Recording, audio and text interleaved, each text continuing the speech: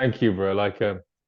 I'm gonna go ahead and O- start recording now, but again, I'm gonna edit it. I'm gonna do all that shit. So we can just riff as well. It's cool. We got time. I'm good. Okay. Okay. But yeah, as you say, bro, even for myself, like if I was to truly tell you, I'm gonna hang out with you soon, in New York. We'll get to know each other more, and I'll tell you like exactly all this crazy shit that formed who I am as a person now. But man, when I wake up in the morning, it is really like insane that I even have the opportunity to live this lifestyle coming from where I came. Like I was a housebound agoraphobic for 2 years. I didn't leave the room in my early 20s for 2 years, and I was 280 pounds of obesity. Yeah. Mm. The only Dude, thing that's that kept wild. the only thing that kept me going that whole two when I was trying to fix myself, to recover myself, I just kept like dreaming that I can do these things too. I was obsessed. I didn't accept that in my future I won't do these things. I just didn't accept it. I'd always read your stuff, Chris.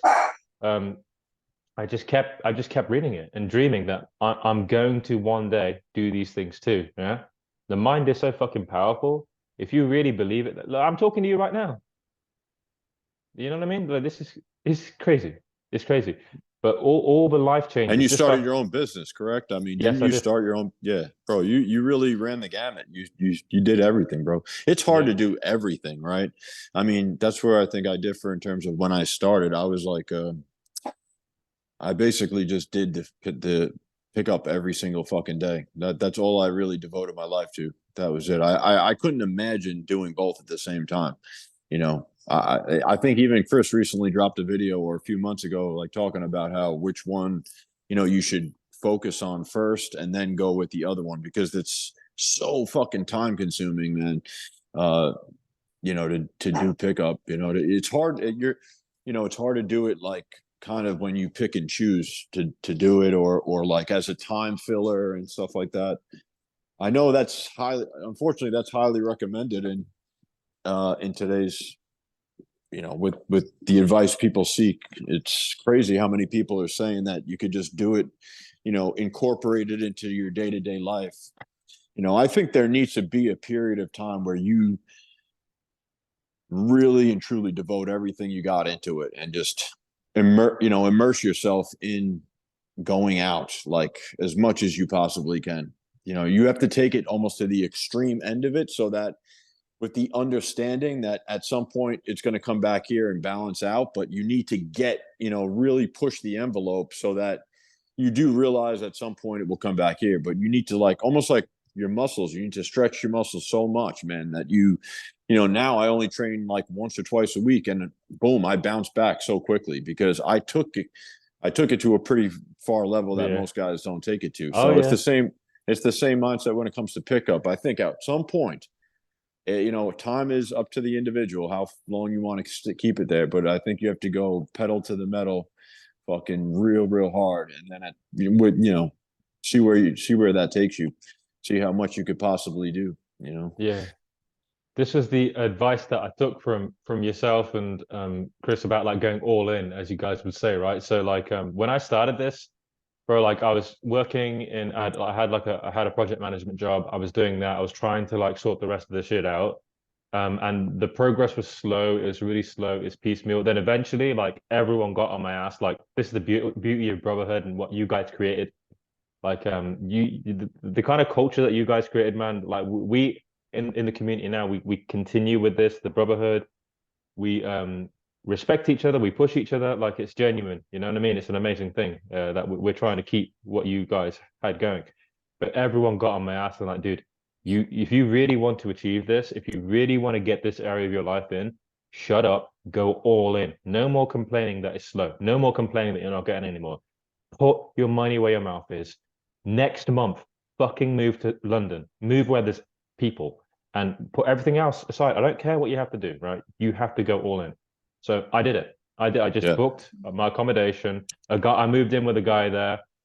Good looking as a guy. Solid, great guy. He's been in the game for a long time. And he became one of the people I genuinely love a lot. He's a great guy. And then, yeah, at that point, um, I really went all in. The first, like the red shirt year, I went all in. So every I worked in the morning for maybe 2 hours, and that was it. And then all day I was like approaching 4 or 5 hours a day, every day, 7 days a week. Yeah. And I use online dating as well. I did that like every day, 2 hours. I did like in 1 year, I did like almost 100 dates. You know, I kept getting them, kept getting, and I was like so pass out nervous. I'd go there nauseous, like almost wanting to vomit. And then Yeah. I kept pushing through it, kept pushing through it. Like the first goddamn, that whole year, like I had approach anxiety so bad, so bad. Like the first like 6, 7 months, I couldn't like even really approach. I went out 4 hours, 5 hours, but I was having like mental breakdowns. Like there was 2, 3, 4 weeks where I didn't even sleep one night. I was just adrenaline all day. Do you think I could have gone through any of this with like business commitments, job commitments? No. I put everything else aside. I spent my whole life savings. I went through every penny I had. Yeah. I went through everything. I put it all on myself, either do or die, either accomplish this or just fucking die trying. And sure enough, I achieved my goals. A year and a half, lost 80 pounds, like I went from having no dating life ever and not being on one date my whole life to going on about 100. I went on, I never had any intimacy. I banged 9 girls that year and I turned down three because I didn't want to. That's from nothing, from zero. And I just Yeah. trusted, I trusted you, I trusted like Chris, I trusted the community that you guys built, the legacy that Andy's continued. I just trusted in the body of knowledge. Yeah. And I just believed in it, even though my mind was telling me I can't do it, it's impossible. I didn't accept it. And man, because I went all in, it was in my brain 24/7, every second of the day. It's all I was thinking about. And that's what it took for a guy from a horrible background like me, horrible fucking background like me, to change himself. And And what type of community? I mean, there's not a lot of communities out there where that's probably why your loyalty is so strong, is that the good looking loser or whatever, the guy, welcomed you into his house and he was experienced, you said. I mean, yeah, yeah, that's important, dude, to have a guy who's like a few levels above you, in a sense, just experience wise, and you can definitely learn something no matter, even if the guy's a few stages above you, you know what I mean? It doesn't always have to be like some master expert level guy. As long as the guy is like getting laid through cold approach, yeah, and there's such a small minority of guys who are actually going out there and doing cold approach. I mean, that's the peer pressure. That's the social conditioning, is that to just blend in amongst the rest of the people, because it's overwhelming. Like if you put yourself out there, you're going to look around wherever you go, whatever venue. There's not going to be a lot of people. There's going to be very little people cold approaching, and that's the peer pressure, is to kind of just blend in with everybody and not acknowledge everybody, stay in your own lane. So you have to really, really, really go beyond. Have the courage to go beyond that. That's the only way to do it, man. And when you have a wing, it just expedites the process for the most part. yeah, yeah. Just want to touch on the importance of community because, like, again, like this is the thing. This is why, like, you and Chris are so loved by so many people, including myself. Like, just why we respect you so much, man. Like, you Appreciate it, created a, bro. yeah, you're a fucking legend. You're a legend, and you deserve all the respect and appreciation that you get. You really are a legend. You changed many people's lives, man. Um, it's like you created a community where men could come together and like genuinely support each other and back each other, and like it's real. It's like some of these people are my best friends in the world. Like we talk every day, every Yeah, fucking day, right? When you have the community and you have the same goals, like I came to these people nothing. I came to them nothing, obese, anxious. They didn't care. They saw work ethic, they saw commitment, and they because I worked hard every day, they fucking supported me and they backed me and they really pushed me to get me here where I have my own company. I'm location independent, traveling the world from that fucking bullshit situation in life, right? It's only because of these men. It's not really me who did this. Other people invested in me. Other people just kept pushing me. They were yeah, way above me. I didn't know anything. I was useless. I failed to right. apply this. I was one of those people just reading about you, just dreaming that I could do this. And it was only when I came in that community that everything changed. When I joined Andy's forum, right? Which is where like we can attempt to continue the legacy of Good Looking Loser. Like we're committed to it, we're dedicated to it. Like I do it for service. I do it as a volunteer to keep it alive, right? And I'm dedicated to it. I'm going to keep pushing it. I'm going to keep welcoming everyone who wants to come. They're welcome, provided they work hard. I don't care. You're welcome to come. Yeah. So yeah, it was this that changed it. Like having dedicated men, really serious, dedicated men, yeah, Hmm. who are committed to becoming the best version of themselves. They are the lifeblood of all these transformations. They are what really has been the most valuable asset in terms of creating a successful life for myself. And now we always pay it back. We're always like giving back to other men, like um always helping other people. Like I've had the opportunity now. I'm only 3 years in. I've got a very ambitious goal in my life, but since I've been doing this, I've been able to support other guys who are getting started and see them get results, and it's amazing. Yeah. It's an amazing thing. Yeah, dude, that's the beauty of it. But I mean, listen, that's the thing I feel like I'm lacking right now is like the brotherhood and camaraderie. That's why I appreciate your offer to come out there. And once my finances, I guess, get straightened out, it'll be easier. I think ultimately the freedom to travel the world and go wherever you want, do what you want with who you want, whenever you want. I think that's the tool that money gives you. That's the byproduct of having money. As Yeah, much as bro. we But say we could be perfectly free without it, I mean, it really is a nice deposit, a yeah, nice bro. But deposit. let me ask you a question on that actually. So like, when it comes to like developing your skill set, you gotta really hammer it for a period of time, right? So as I told you, I did that. I just did that for a year and a half. Then when I started a business, my life changed, man. It was like this is hard. This is like a lot of work. This is like you really have your head in it. And I still actually, in my own case, I still kept approaching. Like I still do it every day. You know what I mean? I still do. But like Yeah.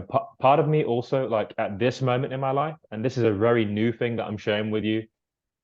It's a very new thing. At this point in my life, I'm thinking, part of me is thinking, it may be time to, yeah, keep approaching. Yeah, but maybe rather than doing like 2 to 4 hours a day, maybe just 1 hour a day and just blast business for a year to get my income up.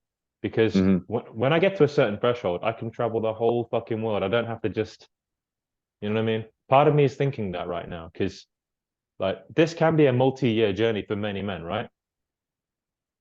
You solve pieces of the puzzle, and then you continue like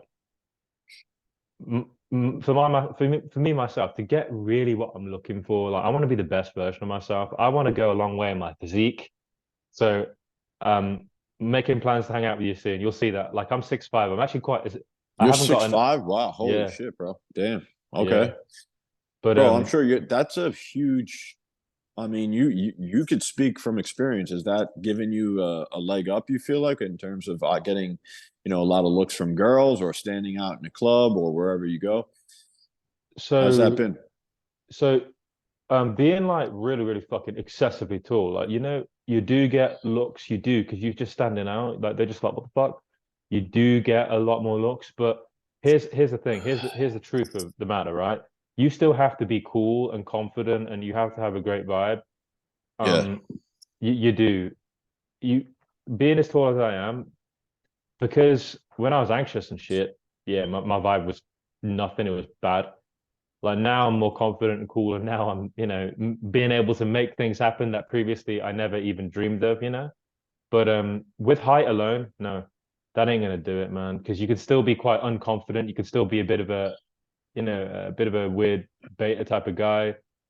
To develop like your real personality and vibe and get in touch with your core, your heart and soul, like that's the most powerful. I remember the conversations you'd have with Chris and some of the shit you'd say. Like how really as a man, the most powerful thing, even outside of your height, your appearance, all that is really like your heart and soul. Yeah. Your core. And Yeah. like it was only through doing more approaches and just calibrating more that I was able to have a stronger impression. The height alone it will not save you if your vibe and your social skills are not there. Yeah. Yeah, for sure, dude. Sure. That's a great point, man. I mean, the experience factor, there's a few things that are going to get people over the hump. And that is just the ability. Just your first thing has to be the desire to really change. Obviously, you want to get, you're fed up, you're sick and tired of being sick and tired. You have to reach kind of like a rock bottom phase where you just have had enough of it and you're really discouraged. So that's why usually people would bless their past, no matter if it's like, well, I wouldn't have, gone so extreme into this, dove head first if I didn't have some a rough upbringing or whatever. So you usually use that as fuel to push you further along the process. So yeah, I mean, like you said, that's the key, man. Is just as long as you have that as your base, everything else, yeah, you're just gonna slowly, no matter what pace you go at, you're gonna find ways to make it happen. There's nothing that's gonna stop you. You just look for. That doesn't mean you don't look for ways to leverage that or expedite it as quickly as you can, or find out the newest, most optimum ways to push past your barriers and stuff of that nature. Like finding a good wing, that could take some time. I mean, finding the right location, finding out what you like, what places you like to go to, where you enjoy hunting. So there's a bunch of different things that play into it, but as long as that's your base, where you're like, dude, I've had enough of this. I'm gonna change. I'm gonna change, whether no matter how much pain I have to go through going forward. But the pain of not changing is a lot worse than the pain of changing. You know what I mean? So I forget where I heard that from, but I think something they use in the AA meetings or recovery. They say like the pain of changing is worse than, the pain of not changing is worse than the pain of changing, or something like that. I don't know. But it makes sense to me. Yeah, Sure. man. I I gotta be honest, it's like I can speak firsthand of that, right? Firsthand. Like when you say you're hitting rock bottom, like right here. I told you a little bit about this, but actually what happened with me, I'll be honest with you, right? So pretty much I got to 29 and I was about to turn 30 in like 3 weeks. And it just dawned on me that I've never been on a date. That's fuck me. I'm still like, I'm a virgin. Like none of this shit has happened for me. So Yeah. at work, I logged in one day, about to start my job. I had like a mental breakdown. It just hit me. In 1 second, it fucking hit me. And the room was spinning. Freaking, I projectile vomited. I like just spewed everywhere. And Yeah. like I just had to gather myself and think, what the hell's happening? Is this really going to be my life? Like I was supposed to do all these things. I was supposed to like develop myself. I was supposed to like get these things in order. I was supposed to have abundance. Like what is that? Is this really going to be it? So at that point, I just this was the start of a working day. I didn't speak. My office is full. Just fucking logged off. My manager's there. My boss is there. Just fucking didn't say a word. Turned around, stormed out the building. Just went to the parking lot. This how destroyed my mind was. It took me like 20 minutes to find my car. I was just like spinning. Drove Yeah. home, right? The getting text at Ravi, what's going on? Are you okay? Just turned my phone off, went home, locked my room. I was still living with my parents, man. Locked my room. Um, 3 days, went back on the first thing I did, went on Good Looking Loser, right? Just went on the website. For 3 days, I just read everything, everything. Didn't speak to anybody, locked my door, didn't have any interaction with the outside world. It's like either I fucking Mm. fix myself and fix my life, or I just die trying. I don't care. I just don't care anymore. I don't care. Yeah. Made an account, told everybody what's going on, told them I need help, told them I'm serious. Started getting to work, started every day just working. Got some coaching from Andy, and the rest is history. Like, of course, I achieved those things, and I've come so far. It's crazy, right?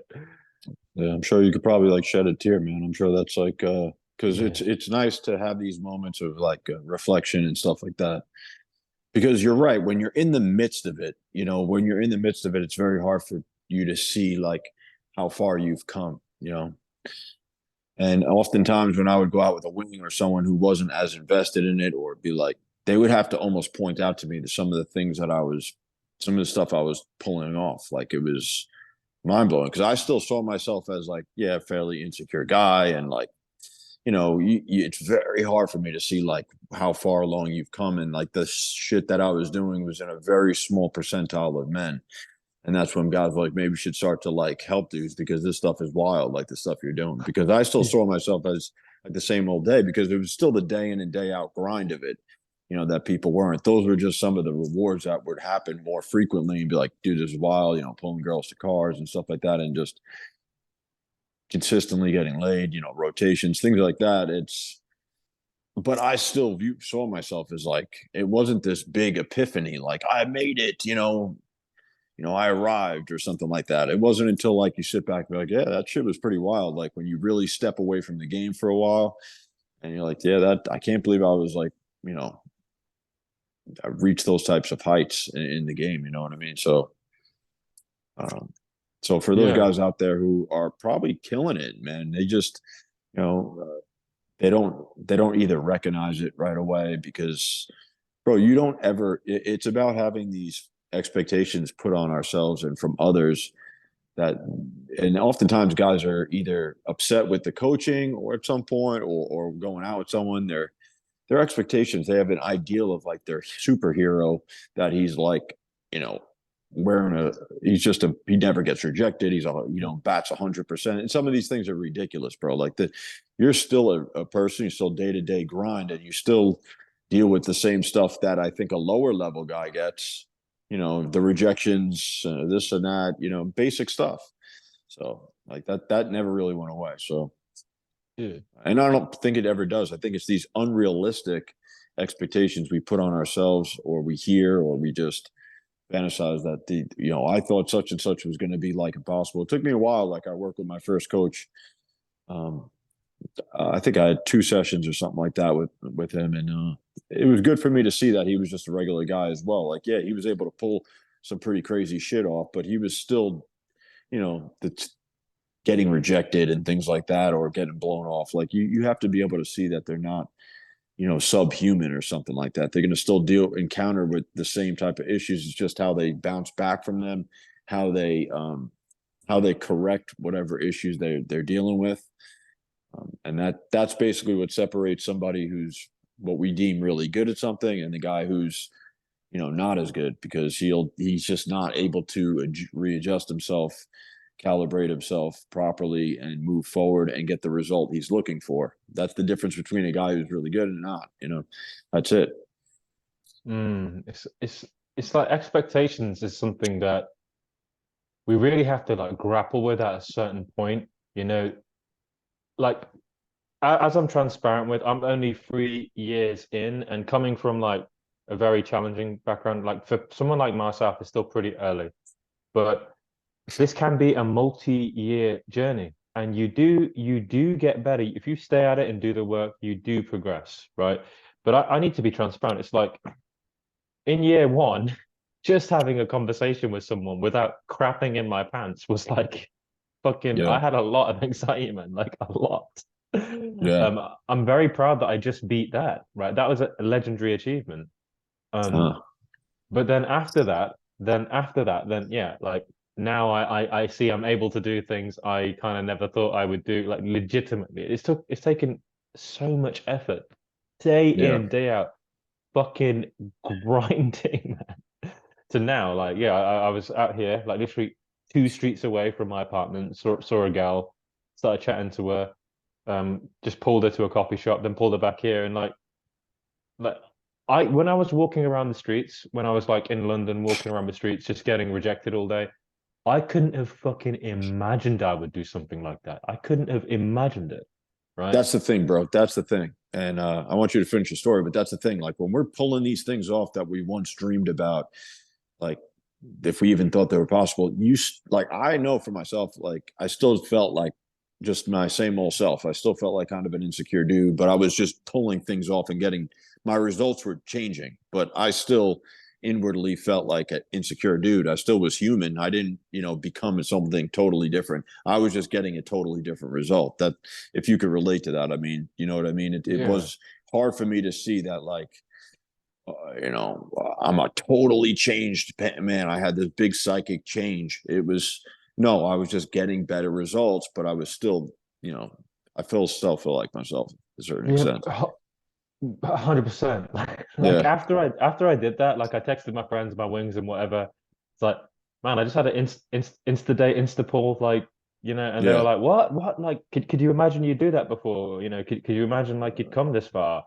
And Right. really, I was just thinking to myself, like, huh, I just took it as common sense. I just happened. It just fucking happened. Um, Yeah.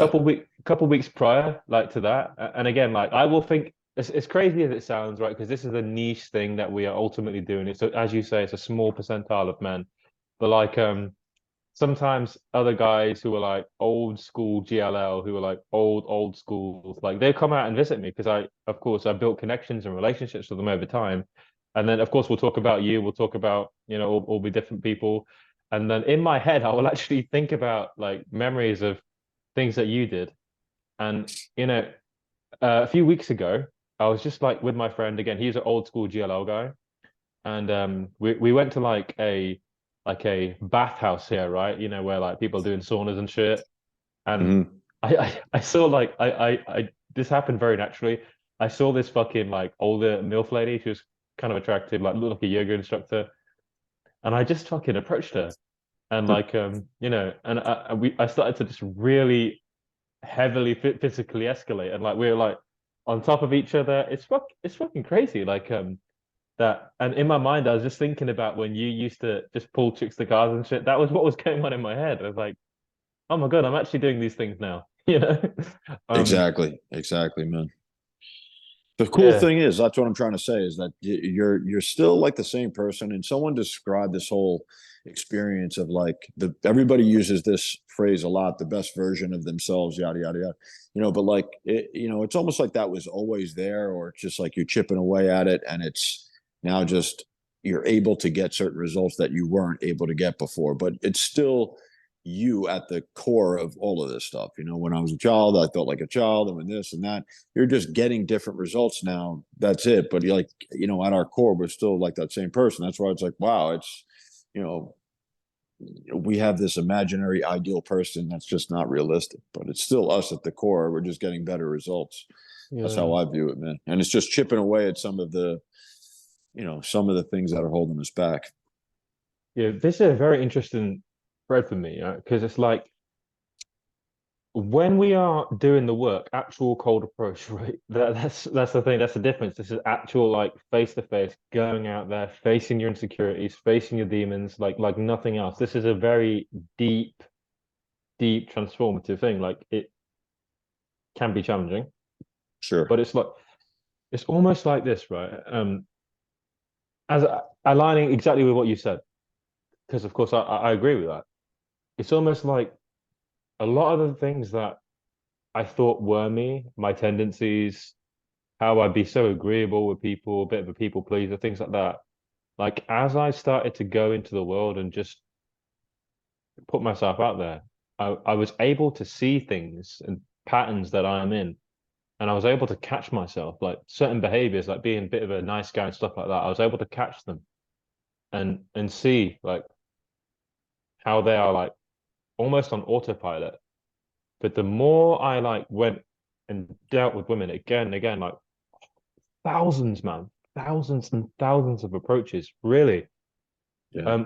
I get told off, but my friends will tell me off for the numbers that, but dude, it's over 5,000. Yeah, it's so many.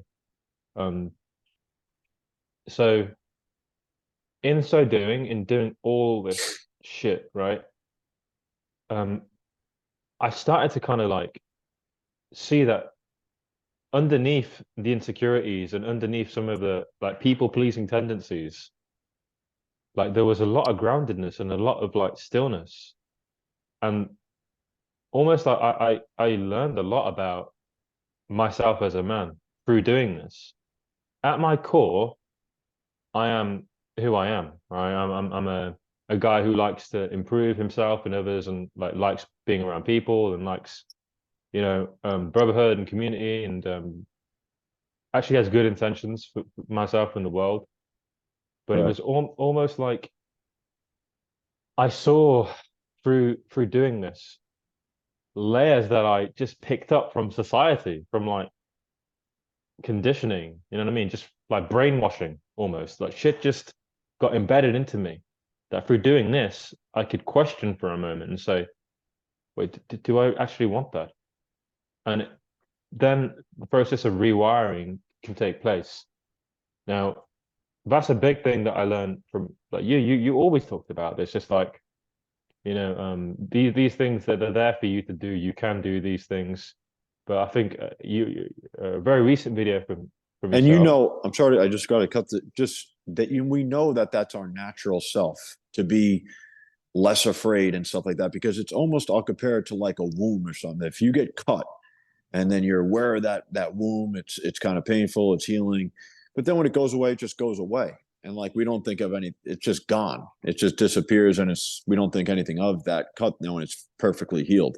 And I think it's the same thing like when we're more aligned with acting from a place of courage, acting from a place of whatever bravery and intuition and improvising and being able to go for what we want. Our stomach growls, we go and get food. Or we're our testosterone's boiling and we're in heat. We go for that woman without any hesitation Yeah.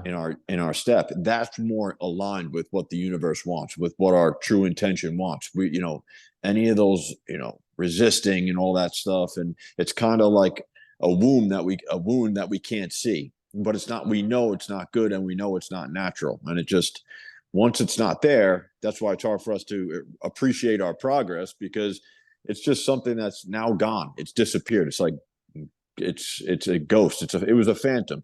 It's like a shadow that just goes away, and that's why it's difficult for that part of reflecting and be like, yo, now I can't believe how far I came, because those things were just not aligned with who we really are at our core. That's our natural inclination to go after that woman that we find extremely attractive, and we are boiled with testosterone to put our semen inside of this woman. That's like our natural proclivity. So that's kind of why I think it's difficult to appreciate, because that's just who we are. We feel like, oh, okay, you know, that wound is no longer there anymore. That cut on our leg is no longer there. It was a cut. It was, just, that's not our natural state, to be all bloodied up and beaten up and bruises all over us.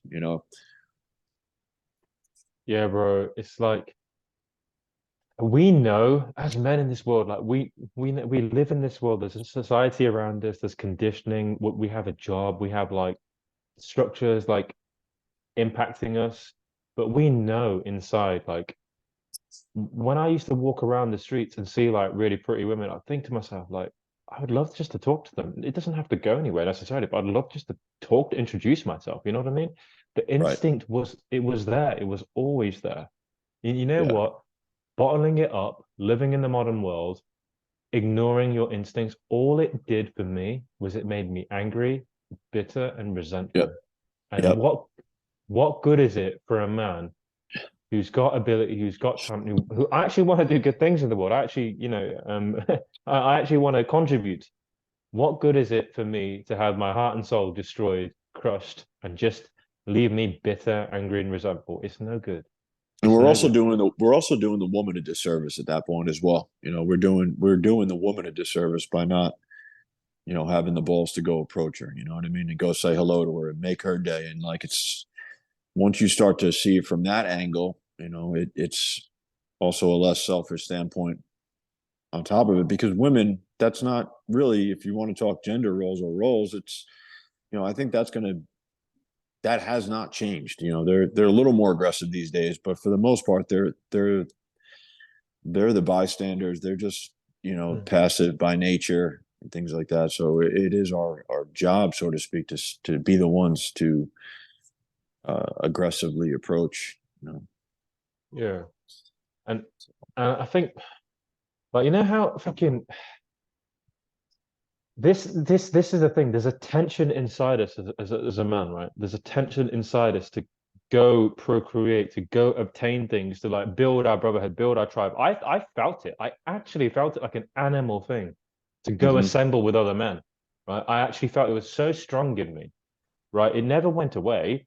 I think it's a biological thing to just form a community and a tribe. Like I'm very grateful. I've got amazing friends, right? Because I took the time to do this. And like I'm gonna be Bro, able to that's not, go. I really want to commend you for that, man, because that's kind of the one thing that I was always found extremely challenging. Because I was like, I'm gonna do it anyway. I'm gonna go out and change the way I'm living, approach women and everything. But once if I were giving advice to my younger self, so to speak, that would be one of the main things I would say to kind of redo. Make sure you really put more emphasis on trying to find a community of guys or a brotherhood or have a good wing. Go through 5 to 10 guys if you have to. You know what I mean? But that job, I really commend you for really putting a lot of emphasis or following that urge inside for community and brotherhood, bro, because it does make a difference. It definitely absolutely makes a difference, man. Thank you for that. But really, this is just all stuff I learned from like you and Chris. Honestly, man, like you guys don't understand how much impact you've had on other people in this world. Like this is a smaller thing, right? This is we're self-improvement. We're trying to become successful, right? Like the blueprint was laid out by yourselves. Like you form that community. We're doing you guys a service by trying our best to keep it alive, and we really are, right? We're trying our absolute best, and with the Andy's form, we have like 2,000 plus men there. We are like dedicated. It's beautiful, and It like was there before me and Chris, and it's probably been there since the dawn of time, maybe even, before we just once you start to label things and make it an actual thing, that's why some guys or naturals will be like, yo, I didn't even know that was a thing. I didn't know people even struggled with this or whatever. We just made it a thing because you'll start to realize maybe, you're not the only one who's struggling and you see other guys, dealing with similar issues. And then it actually becomes a thing where, a community of guys who are like, putting things in terms and saying, all right, we're going to do this. And it becomes a fucking community.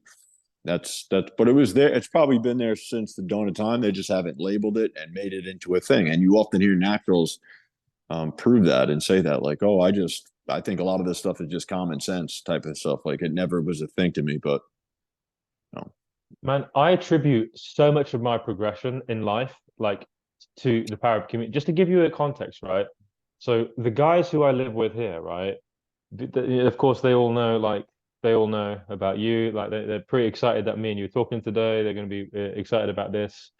Um, like we came from, we did coaching with Andy, who was, of course, good looking news and moderator, right? So, all from that same lineage. Um, because of him, like building what we have here, think about this. Like we have 5, 6 men here who come together and like we help each other. Like we will actually do like work with each other, like analyzing how this person can improve their life in business, in body, in like, relationships, like 5, 6, 7 hour conversations, just like going so deep. And we're friends. These are all guys who like run businesses, who are successful, right? Who've, got hundreds of loads and whatnot, right? Um, which is not me, by the way, but I'm still coming up. But like, you know, guys have really been there and done it. Yeah.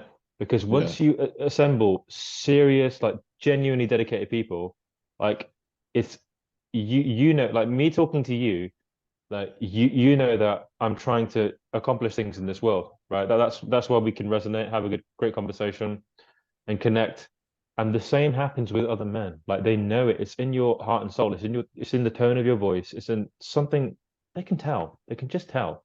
And very naturally, I assembled with so many other men, and like every day we're texting each other, like really, really deep work every day on our masculinity, on our manhood, on our like objectives, on our goals. Like this is a very powerful way to actually achieve change. In addition to coaching, in addition to the other things, this is what I personally believe helped me get along a lot. Now, with It's a that being game said, changer. oh yeah, It's a game. I think that's why Chris is a very intelligent guy. He's probably even he's a smarter guy than me for sure.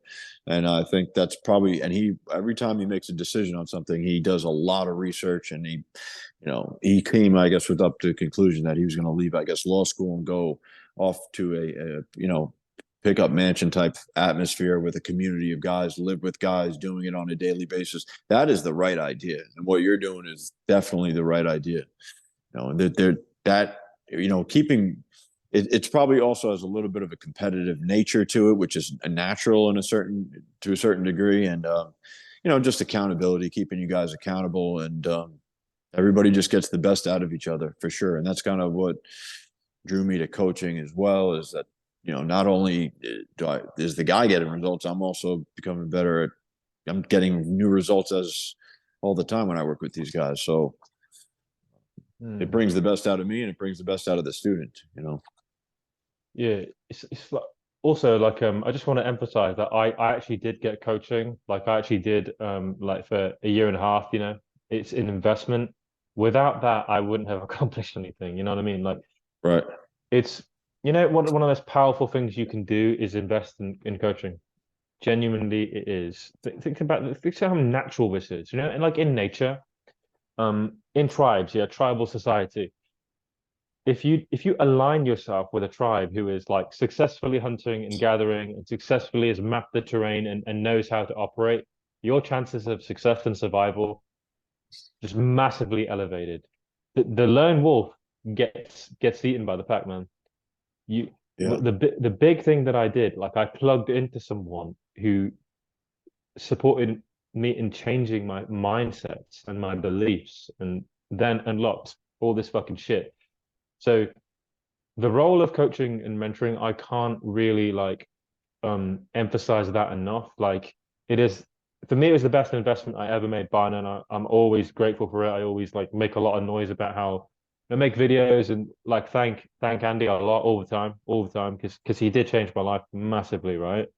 But that's what you're doing when you're investing in a coach. People don't quite understand like what is happening there. Like you are an individual who's got the experience, who knows what to do, right, is using their knowledge and their skills to implant into your mind and your psyche and restructure your mind and form things inside of you that will then empower you to live a way better life and to be a happier, more positive force in this world. It's a great thing to do. Now, of course, Mm-hmm. when we consider someone like yourself, this is something that you've done for a long, long time. And this is a unique, like you're a unique force in this space because you're one of the most experienced. You're one of the most like deep in like right now. We don't know many people who can compare or can um have the kind of impact on people that you are able to have, right? So Mm-hmm. um for people who are watching, Well, I for, appreciate that, man. Thank you. for people who are watching, this is an opportunity for them to like learn about yourself, learn about Scotty, because really back in the day we didn't have like videos like this. We had to just read. We had to kind of piece things together. Now people have the opportunity to actually in person come Well, train with you. a lot of people also wanted to keep their anonymity. Uh, the guy I worked with, he was really big on that. He didn't show his face or anything like that. It was like, Yeah. yeah, there's a lot of due to, especially in this space. They want to be in the background. They definitely want to respect their anonymity. Though you're right, it's grown tremendously. I don't know if that's ego and people want to be heard more and be on all the shows, become famous or whatever. But like a lot of guys in this space on the early 2000s, they wanted to keep it kind of low key.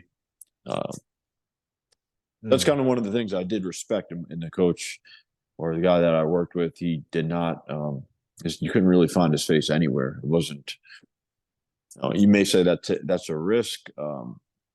I guess I didn't vet as hard as but I think people actually go a little too far with that now because it ultimately comes down to you anyway. If you know you want to change, this is merely just a like training wheels, just leading you a little bit closer to the water. You have to drink the water type of thing. And it's, if you start to put everything on the coach, that's when you're going to be disappointed. You're going to be let down. He's there as a someone a shadow to bounce some things off each other. But you're the one who ultimately has to change, what you're doing. That's how I see it. So Yeah. so many people say I'm naive. I didn't bet that hard because there wasn't a ton of footage on the guy I worked with either, but I had a fairly good rep at the time. And there seems to be like a dating coach now on every corner. There's so many of them, bro. Back then, Yeah. Oh I feel God. like in the early 2000s, like right when Mystery came out or whatever and did the thing, there wasn't a whole lot of options, to be honest with you. I did a little bit of research, but there wasn't a lot of guys that were even out there, dude. It's just the way it is. Now there's so many, man. Mm. They're everywhere. Like you said, with these platforms and social media, there seems to be a new guy who pops up, every day. There's a new name or face that's selling Yeah. some sort of program or Yeah. Here's the thing, right? There's a lot of them now. There's a lot of fucking noise out there, right? And equally, there I is. appreciate, yeah, there's a lot. We're going to dive into that. Actually, I'm going to get your opinion on a few things. But it's almost one thing that you said here is really interesting. I want to dive into more about like individual agency, about how really like deep change is about you. Like it is Yeah. about me, like me. Like again, I'm a guy who went through this, right? So, um, yes, I was inspired by you and Chris. Yes, I was inspired by what I read, but Yeah. there was a moment in which I had to put it on myself to change. And another thing that like I had to grapple with and struggle with. So when you here's a point that I think would be interesting to explore. You say guys can put too much like expectations on the coach to transform them and whatnot. Now, let's just get this clear. So, one thing that I love about yourself, you're really clear about the importance of rewiring your brain and how it's a process. Like developing the physique you had, that was like hard work, right? That took time. That took Right. time. Um, Okay. that took yeah to get there, right? That was process. To get your image to where it is, that was process. To get your like mind shifted and to create the behaviors and habits that you have and the mentalities, right? And to connect with yourself and your own masculinity. That's a lot of work in the field, facing your insecurities, like whittling yourself down, peeling yourself down, right? And that was you and your own fucking heart and soul willing to go out there to accomplish your goals and to be who you want to be. And that is like fucking fortitude. It can take Yeah. years. Yeah, to build Yeah. your physique. Just to use an example, can you talk us because of course you're very accomplished in bodybuilding. Like we know, you had an incredible physique. That did not come overnight, no? If I'm not mistaken. You had a incredible physique. I still got it. Of course, I still got. brother. I I'm mean, still in good. I I'm don't still in mean good that. shape. But you're absolutely right, man. Yeah. And just to finish off with that about like the coach thing, like if you notice, like when you want to make a change for yourself, like like if you go into recovery or something, you'll have a sponsor, for example, and like he just leads you and guides you through the steps, and that's it. You're trying to get closer to God or whatever source that he is. He's just there as like they had a word for it, like a walkie-talkie almost to get you to your higher self or whatever to peel back the onion so that you can have whatever needs to be revealed to you. So in every sort of like self-improvement way, the other is just there as like a mirror, to and as like a walkie-talkie to kind of like get you to open whatever needs to be opened up. And like same thing if you go on learn from a monk or go away to a monastery, these guys, you're expecting them to give you all of these instructions. And it was pretty eye-opening because in the West, it's like we demand all these like, steps and this and that. We want a, blueprint on how to get, become enlightened. You can turn anything into like some sort of crazy test. But meanwhile, it's just like they just sit there, they're almost just like, the head monk or a lot of these guys who have been meditating for years and years, they'll just kind of be sitting there and they just want you to like go through it with them, side by side, battling in war with them. And that's it. It's not like they're all the way up here and you're fucking some peasant piece of shit. They want to see you like eye to eye, and whatever troubles you have, that gets brought up, face it, deal with it. But they're not there. It was a little surprising. They're not there like pushing you to tell you to do this, that, and the other thing. It's very different from what we think here in the West is like a form of a teacher. It's just like being around them side by side, eye to eye. They don't treat you like a little fucking kid. Like, it was a really unique experience to say the least. So, Yeah. a lot of that is programming. We think that these teachers or the other is going to be like dragging you through the whole thing, and then usually we're let down with our expectations. Like, oh, I didn't get this, I didn't get that from him, I didn't get that from that guy. We give the other person either all the credit or all the blame. You know what I mean? And that might be the wrong mindset. Like, were the guys great that I learned from? I don't know, and I don't really give a shit. I knew that it was a good enough launching point for me to excel and take me to where I needed to go along the journey. Each person you pick, you take what's good from them and leave the rest behind. If that didn't serve you, then just move on from it. But each person along the path could, be a lesson along the way. All right, I like what that guy did there, and I'm not too crazy about that, or whatever. So each person could serve a purpose for you for sure, depending on how you look at it. Completely agree. People are complicated. People have different fucking sticking points. People are in different parts of the world, have different backgrounds, right? Um, I know with myself, like working with my coach, he got me so far, right? He got me so far. Then at a certain point, I had to say thank you and then continue and work more shit out about myself, right? That's also my responsibility to be smart enough to see, okay, this fucking dude changed my life. I'm so grateful and I love him to death. He's done great things for me. It was an incredible investment. I would pay him 10 times more. Right. But at this point, the next steps for me, and it is a journey. Like this gets you this far, then someone else can get you further ahead. Then someone else, and you learn the deep inner game of change and transformation. Because Mm-hmm. we're all unique. We develop different habits. We've been in different social groups. We've been in different situations. We come from different cultures, and they all have an impact on us. But if you have that North Star of your goals, one of the things that certainly a lot of the GLL guys, they're like the mentality is really great. It's like basically I want abundance with women and finance and my body. I want this, and I'm just not going to stop until I've got it. This is where whatever I have to do, wherever I have to go, and they fucking went at it for years and years, just kept improving, and it's amazing, right? But then that path though, it's not linear. It's not fucking I'll just do this. You learn things like maybe if someone was to take a boot camp with you, they would learn things about themselves, and then those lessons would be probably worth millions to them if they apply and genuinely stick at it for a year, 2 years, and really dig into their heart and soul and change themselves.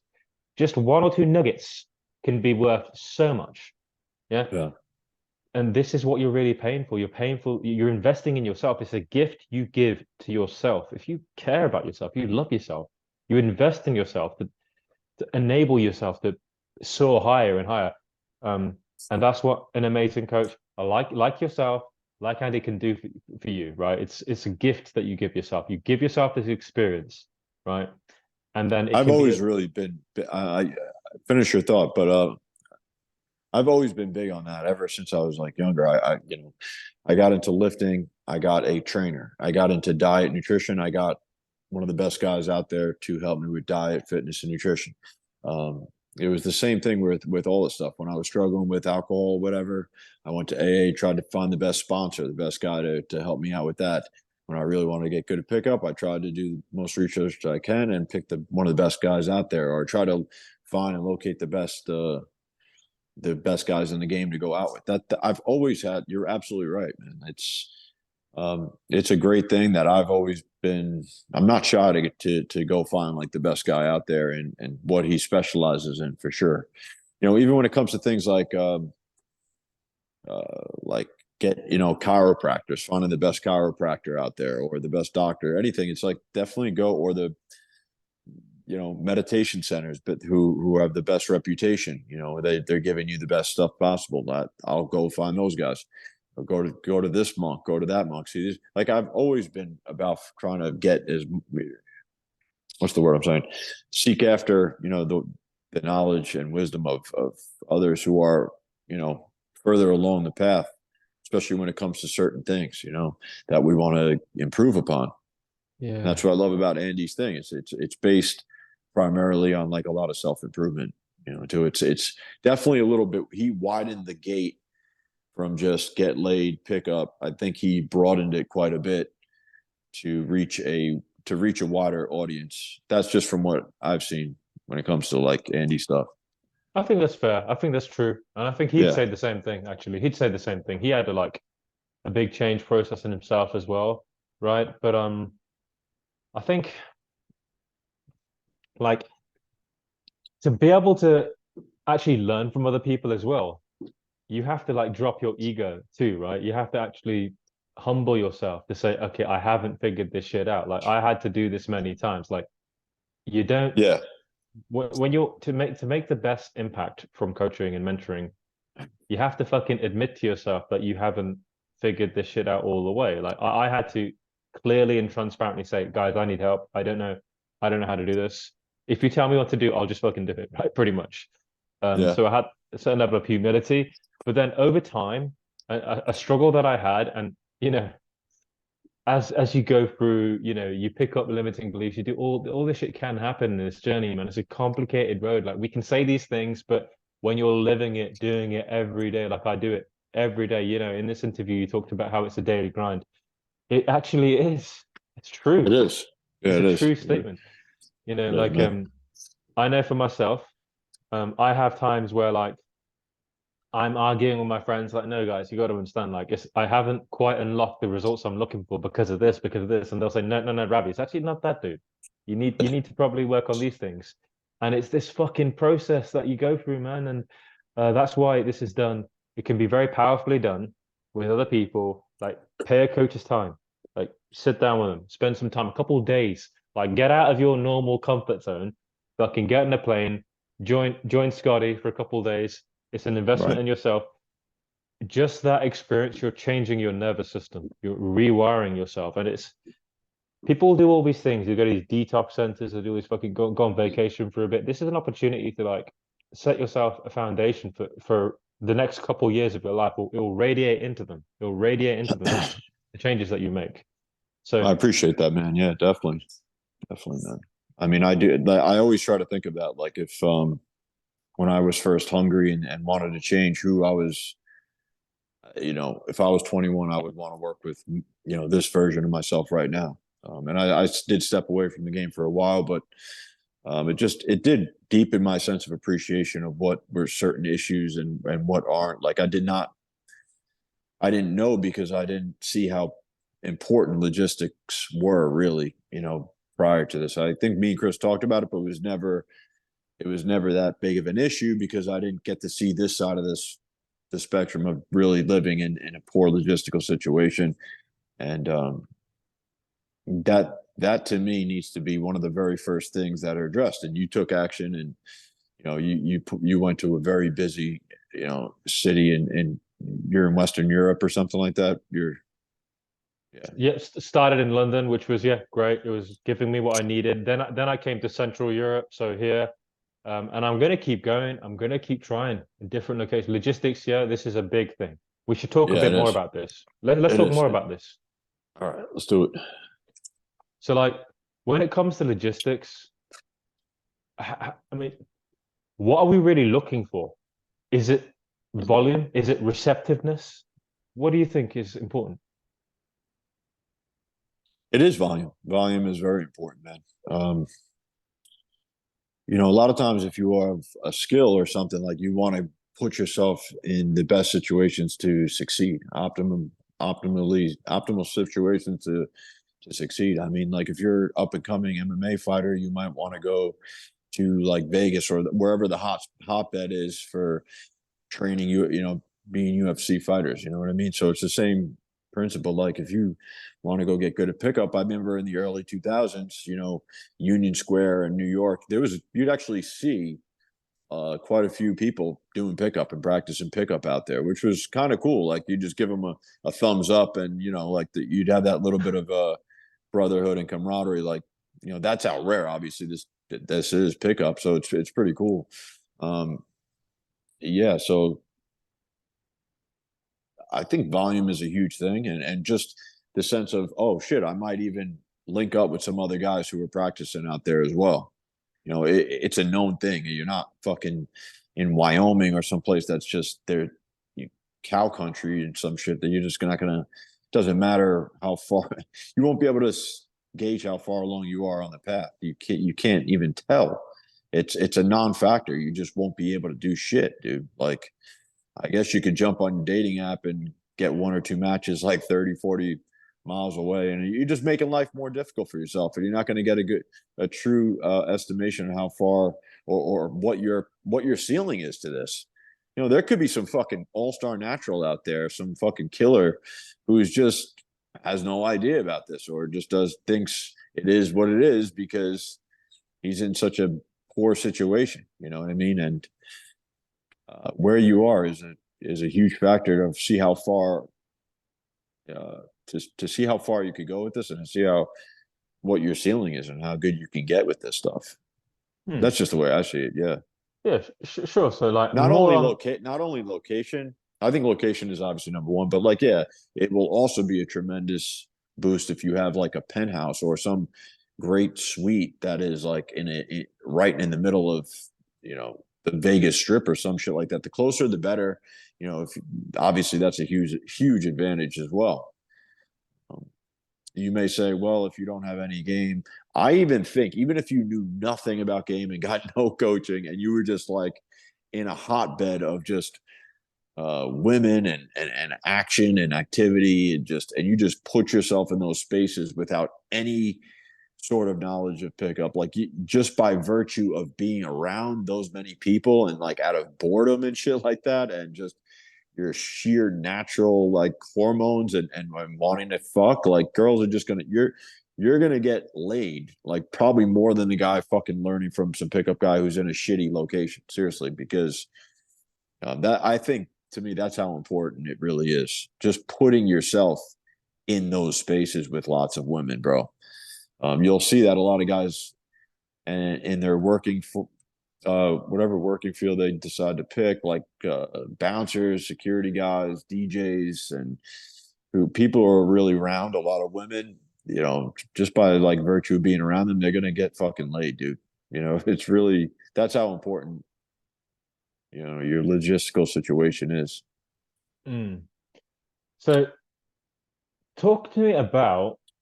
That's like literally 75%. I mean, that's a pretty big chunk of the pie. Like, that's 75% of the battle. Like, just 75%.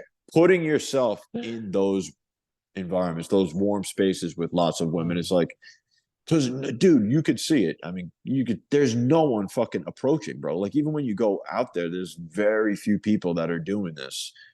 There's just not a lot of people approaching. That's like 75% of the game. Just throw yourself in the trenches and throw yourself in the fire, and you will, bro. There's like, you're gonna get results, man. I mean, you're gonna get fucking laid. Things Obviously, happen. now this is where I'm not saying stop there. By no means am I saying stop there.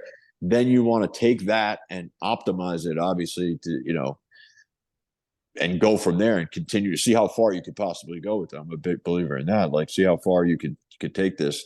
You can always, there's always room for improvement. No matter how far along you are, you could always, get a better. I think there's no telling what our ceiling is to this, or how successful we want to become with this. I don't think we're ever fully maxed out. I think it's up to us to decide whether or not, oh, okay, I want to step aside now. I want to take a break. I met a girl. I want to do this. These little like nuances, but like, or changes, but there's no, dude, there's no maxing out. I think I'll be better than ever before, bro. And as men, we don't, there's no limit to this, dude. I had a mentor of mine who was like 64 at the time. I was in my early 20s, and he was this old Italian guy with a lot of wisdom. He did a lot of time in jail, and he had such a strong presence to him. He won the Masters Nationals, and I would pick his brain, and he would just drop gems, bro. He was just, some of the stuff he said really stuck with me, man. It was coming from a real place of he was a legitimate tough guy, man. Like um, he gave a lot of tough love, and I had a girlfriend. I was such a little bitch boy at the time, but like sometimes he even bring me to tears at times, bro. He was such a tough guy, dude. He was really linked up with the like he was the real deal. Like things like little gems at the time that really resonated with me and made me really change my mindset. Like, make sure you always have a spare tire. At the time, that really meant something to me, bro. Like, I was like, that I have to do that. That is like, this is the truth, what this guy is saying. Like, always have a spare tire. That was one of those things at the time. You may think nothing of it, but I didn't think it was possible. Number one, I was on that, pedestalizing one woman. She's the, being mistreated by girls, disrespected by this one girl. And he saw it and sniffed it out a mile away, and he didn't like what was going on. So he dropped some tough love, and that was one of the things he always said: make sure you always have a spare tire, dude. For sure, dude. Mm. So when you say you can feel a strong presence from some people, right? You can like you get it when you're having a conversation with them, like how fucking immovable they are, like Yeah, how in touch with themselves they are. Like, what do you like? If you were to say, what do you think? I mean, let's use the example of this he was gentleman. also his last thing. He was also big on like not really wifing up. He didn't use those terms, but not wife up. The nines and tens. Believe it or not, he was not big on that at all. He advised strongly against that. And so far through my experience, it's kind of proved to be true. The girls that I've fucked a lot of them, but like the ones that I've been in like a extended period of time with, they're a little less. They're not these IG models and shit like that. They were a little less, and honestly, their attraction bills. Like if you really connect with them and it's more than just physical. They're not just some airhead and stuff like that. Like they treat you right, bro. They definitely Yeah. treat you right. That was his, old school Italian mindset. And he's like, definitely fuck the hot ones, but just don't wife them up, basically. You know what I mean? Do you think that type of masculinity and presence is more rare today? Yeah, I've never met another guy like him. To be honest with you, I haven't encountered that type of masculinity, if you want to say. He was the real deal, dude. No matter how hard, sometimes I didn't want to be like even around him or stay in touch with him because his his his whole his whole being was like fucking just tough, dude. He was just a very tough guy to be around, but I knew he had my best interest at heart. He was no nonsense guy, wouldn't sugarcoat anything. He had a lot of wisdom. He was a good looking guy, and some of the stuff he was able to do and accomplish in his life, especially at that age, the way he would push himself at 64. He won the Masters Nationals, IFBB Pro.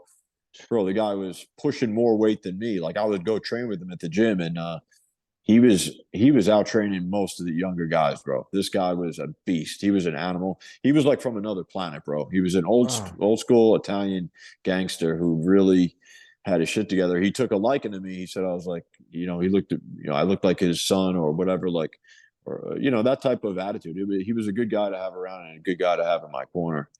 God rest his soul. I don't even know where he is today. He might even be dead, but it was just one of those guys that I have not met a lot of people like this guy I'm talking about.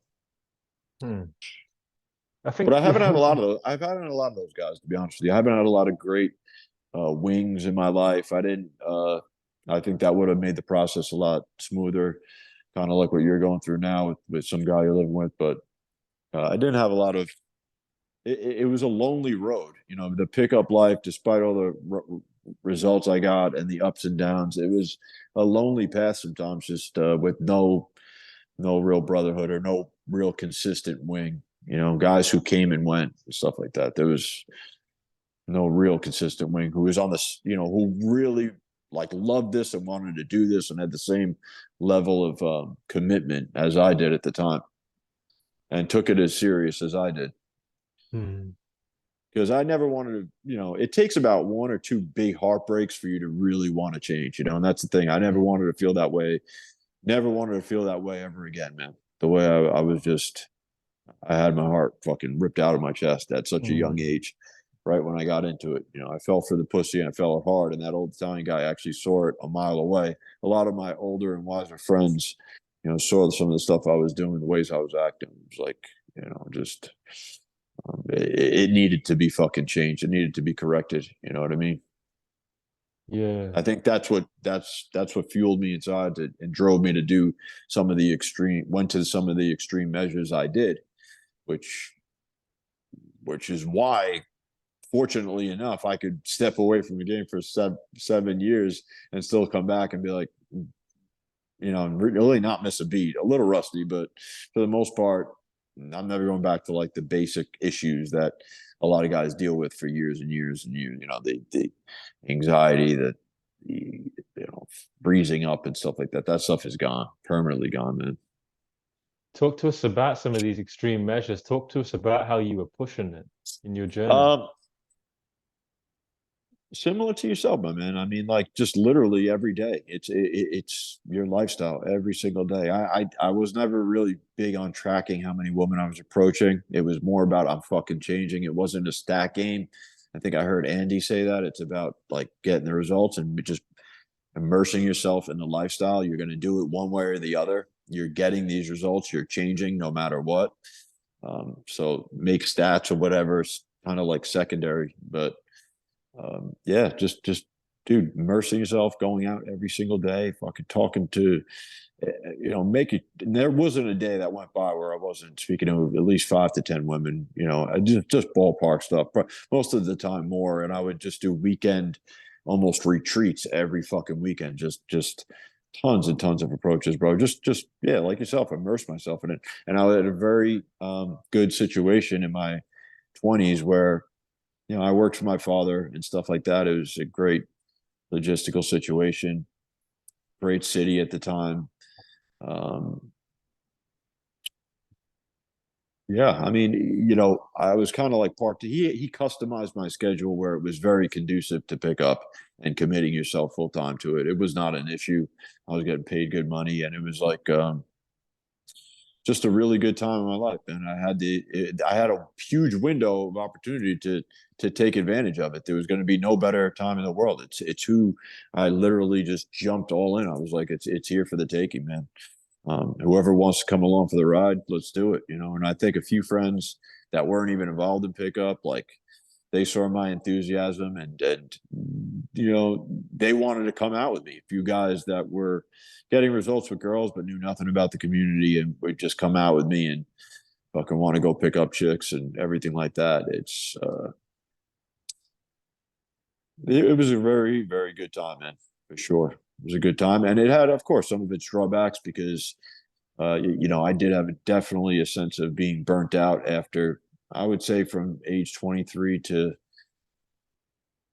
28 or 29, something like that. I'd have to really look into it, but just nonstop. And it was at the end of it, I was really burnt out. I think I overcorrected. I had to step away from the game. I was drinking too much. It came with the territory. I was, as once I stopped bodybuilding, it was still living also the bodybuilder lifestyle, which also wasn't that healthy. You know what I mean? So there was a lot of things that still needed to be cleared up as I jumped into the whole pickup thing and gaming every day and shit like that too. So it came along with some other bad habits, so to speak. But it is what it is, bro. You take care of something. That's what I'm saying. This go around is going to be totally different. I'll be able to, do it without any other issues at the time that I couldn't get a hold of, that I couldn't control. Yeah, it's because you've learned and developed and grown. Like the challenges that we have on this journey and the path, like they're actually challenges that we have for us to realize our potential and to be better people. Um, Listening to you there, like for me, of course, like I'm immersed in this, I live this, I'm in this community.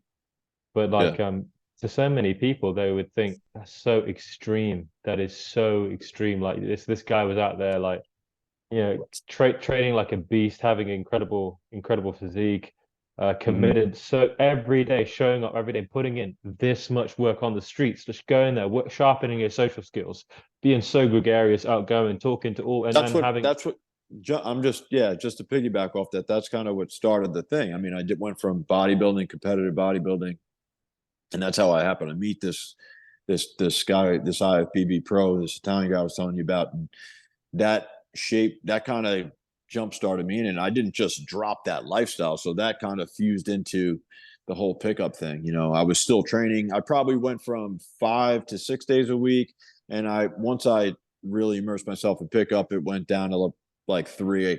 I noticeably lost some size, but I didn't. You know, bodybuilding wasn't my goal anymore. So, but I didn't. By no means, I was still addicted to that as well. Like the bodybuilding stuff and some of the drugs that came along with the bodybuilding too. It was tough to I didn't just drop it cold turkey right away. So it was both lifestyles. I lived that lifestyle I was lifting since I was a little kid, but I really got competitive from age 18 all the way to like 22, 23, really competitive bodybuilding, running the gamut, thinking that I was going to do this, you know, become a pro and do this, make a life out of this, make this my career, whatever. And then I realized my trainer at the time saw me in the backstage. He saw that I was like miserable, and it's like, bro, if you're not happy doing this, man, he's like, you shouldn't do it anymore. So that really got me thinking, and I was doing a lot of it for what you really start to ask yourself these questions. Well, why am I doing? Is it just the validation? I'm not getting it here anyway. I want to fuck girls. I have no experience with women. I met a girl at the time, a trainer at the gym I was working at. I started to date her, and she was way more experienced than I was, man. You know, I had a good time with her. I learned a lot of things. I stayed with her for 2.5 years,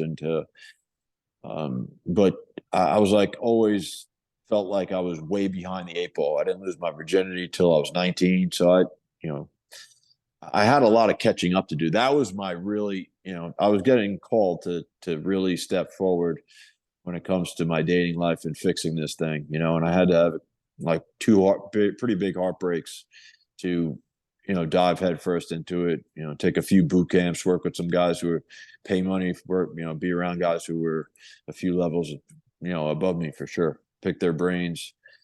And that's where it all started, man. But like you yeah. mentioned, the commitment, the discipline, kind of from the bodybuilding stuff, and took that over, into the pickup lifestyle. You see, for me hearing this, it's like it's clear why you have accomplished things in your life, why you've been able to say, okay, this is something I want to improve and go out and win that game, like the bodybuilding game. Like, bro, we both know most people who go to the gym, and train and whatnot, they look the same. They never really fucking accomplish anything there. That was something you chose to do. You got it done. You got it done. You achieved. You were successful, Right. undeniably so. And that in and of itself is a fucking hard game, man. So you took like the fortitude, the strength, the fucking commitment, the mindsets that you developed in your first pursuit, and getting good, getting solid, undeniable success in this, and you transitioned into another. Actually, to be honest with you, I personally think it's a serious arena as well, like self-improvement, improving your dating. Like it is a lot of commitment, right? And you have to put in a whole lot of work. So these are things to illustrate. Then it'd be interesting to see like what kind of like work went into these two areas of your life when you were training for bodybuilding. Can you let us know what your lifestyle was like? How long were you in the gym? Like um where was your mind at in these years? It was 24/7, bro. I mean, like literally, I was doing cardio. I was doing the full thing, bro. 420 grams of protein, and I was up to 265 at one point in the off season. I was living that life because that was going to be my goal. I was going to make that a career. I was, Palumbo's protege at the time, and I worked with him, and that was it. That was going to be my thing right out of high school. And I took ISSA or whatever, or I got 2 certifications to make training and become a pro, get all the sponsors, and kind of follow in Dave's footsteps. That was going to be my thing. So, yeah, bro, I was living and breathing his stuff, dude. packing meals, just packing it on, doing the cardio when I needed to do it. It was just, it was the lifestyle, and I was ready to do it. But it wasn't, like I said, and during that time, well, like I said, it was out of high school. I got laid off of like MySpace, and that girl happened to be my first girlfriend, and she really run me through the ringer. And I was like so heartbroken after that girl.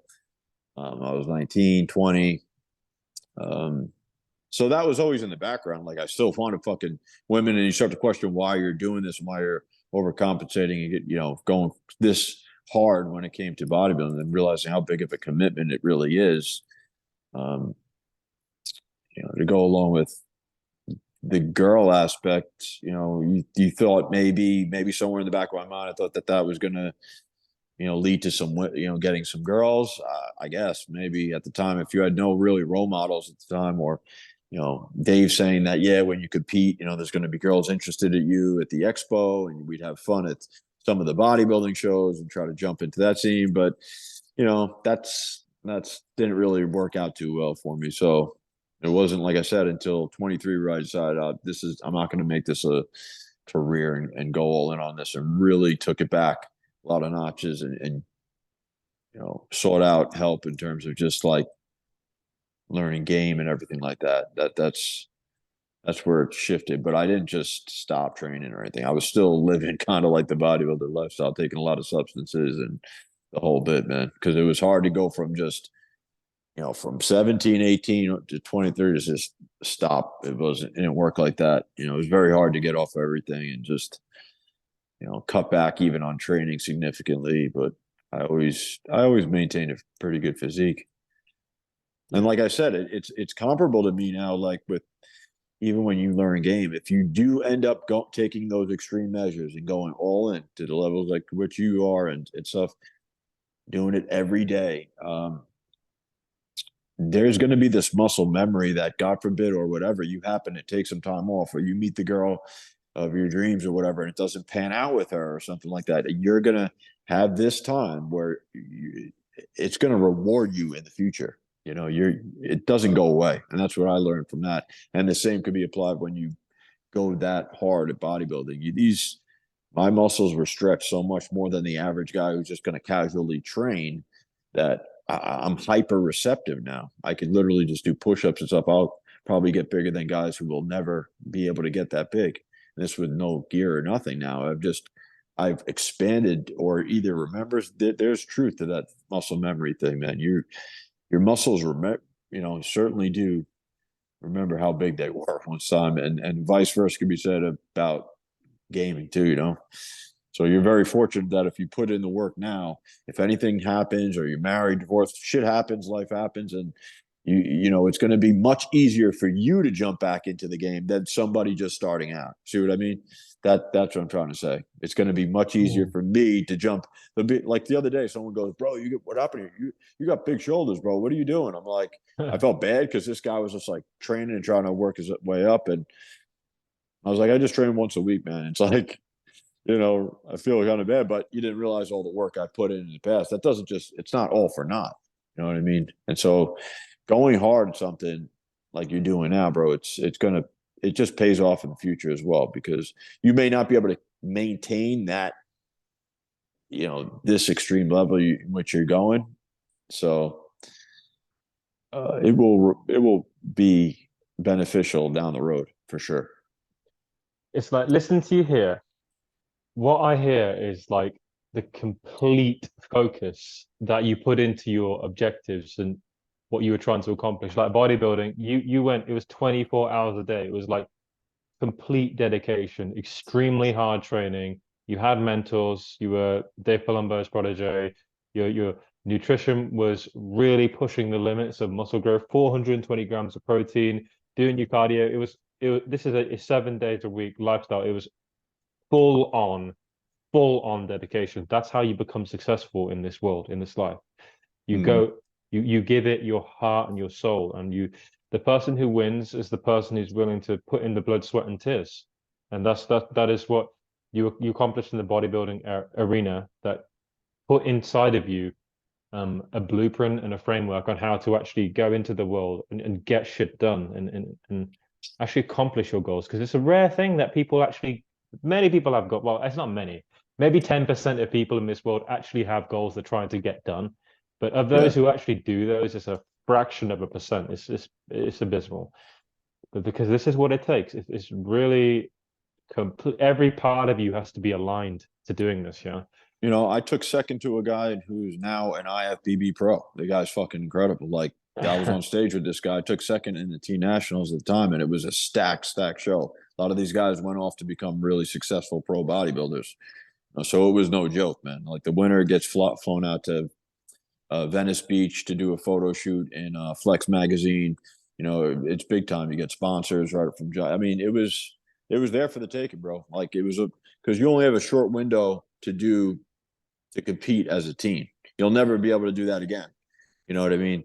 To compete as a team bodybuilder is a special time, and it's there for a short period of time. You know. Yeah, it's just like Chris would also comment on how like guys who've got the discipline and dedication to live that lifestyle of bodybuilding, often those guys, when they turn their mind to other things in life, when they want to get their dating life right, when they want to get their business life right, because they've got the underlying fucking commitment, dedication, habits, like the ability to really focus, like those guys are more likely to be successful. And you see that with yourself as you transition to see, okay, what does my heart and soul want? Look, I want I want to have abundance of women. It's a great thing. It's a great thing to achieve. And you took the same hardcore commitment to it, right? And you put the same complete focus into it. And that is, for better or for worse, And I had a that lot of the is, respect of my peers too. People talk about that often going into it, even though I didn't really have, I was shy, I was very nervous and things like that when I was first starting off, approach anxiety or whatever, basic stuff. But I did have the respect of my peers, and that kind of gave me a little bit of a boost, a couple points, from my peers, even when I would go out with guys. Uh, my bodybuilding friends remained close friends of mine, and they saw the uh, commitment towards the pickup stuff. And I definitely had to respect your peers. I think that definitely helped quite a bit, despite not having really any practice under my belt or, losing your virginity that late in life, and that, look at you, man, you've done the same thing. So, yeah. It's I think yeah, one thing I'd be curious to hear about, right, is your perspective on the actual change process when you're going through this, because I know you've been around and done that, man. You've seen this thing from the start all the way to seeing other guys go through it, right? right. This can be a bumpy road. Like it must be said that the truth of the matter is that people's expectations need to be on board. If you want something in life, like as you're talking about bodybuilding, if you want this, right, then it's going to be grueling sessions in the gym. It's going to be showing up when you don't want to be there. It's going to be like your appetite's not there. You still have to get it in. You have to get up early and do your cardio. Many things you are not going to want to do. Many things are going to be like pushing your fucking self to the limits of your sanity. Many times you probably wanted to give up. I'm sure. Well, I don't know. Right. I can't. But this is the nature of the beast. When we're looking to actually achieve something, like the shit is going to push our capacities, faculties, and at a certain point, man, like it will test you as a man. And the same, like I went through this with the game journey. I genuinely had many, many dark nights of the soul where I questioned, can I fucking do this? You know, can I actually overcome this approach anxiety? I didn't think it used to feel like it'd never go away. And then one day it just started to fade. It's crazy, man. Like it just happened like every day for 9 months. I just kept going, and I couldn't even ask someone the time. It's fucked. And then after 9 months, I remember one day it's like it's just not there anymore. It was the Yeah. strangest experience. And then from there, of course, I started to have good interactions, like conversations and numbers and dates and all that fucking shit. But Yeah. it's like to stay in this arena and to stay like I had to be so committed and like there had to be a burning desire to just wanting to figure this out, just wanting to see if I can also become successful in this, right?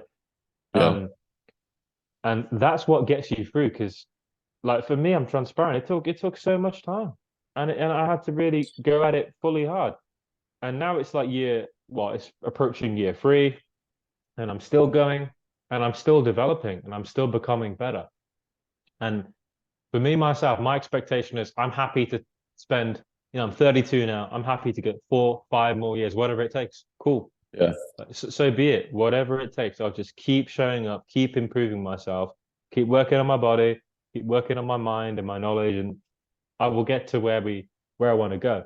But like, you know, the path in and of itself, like you don't know you're gonna make it. You don't know that everything's gonna be okay.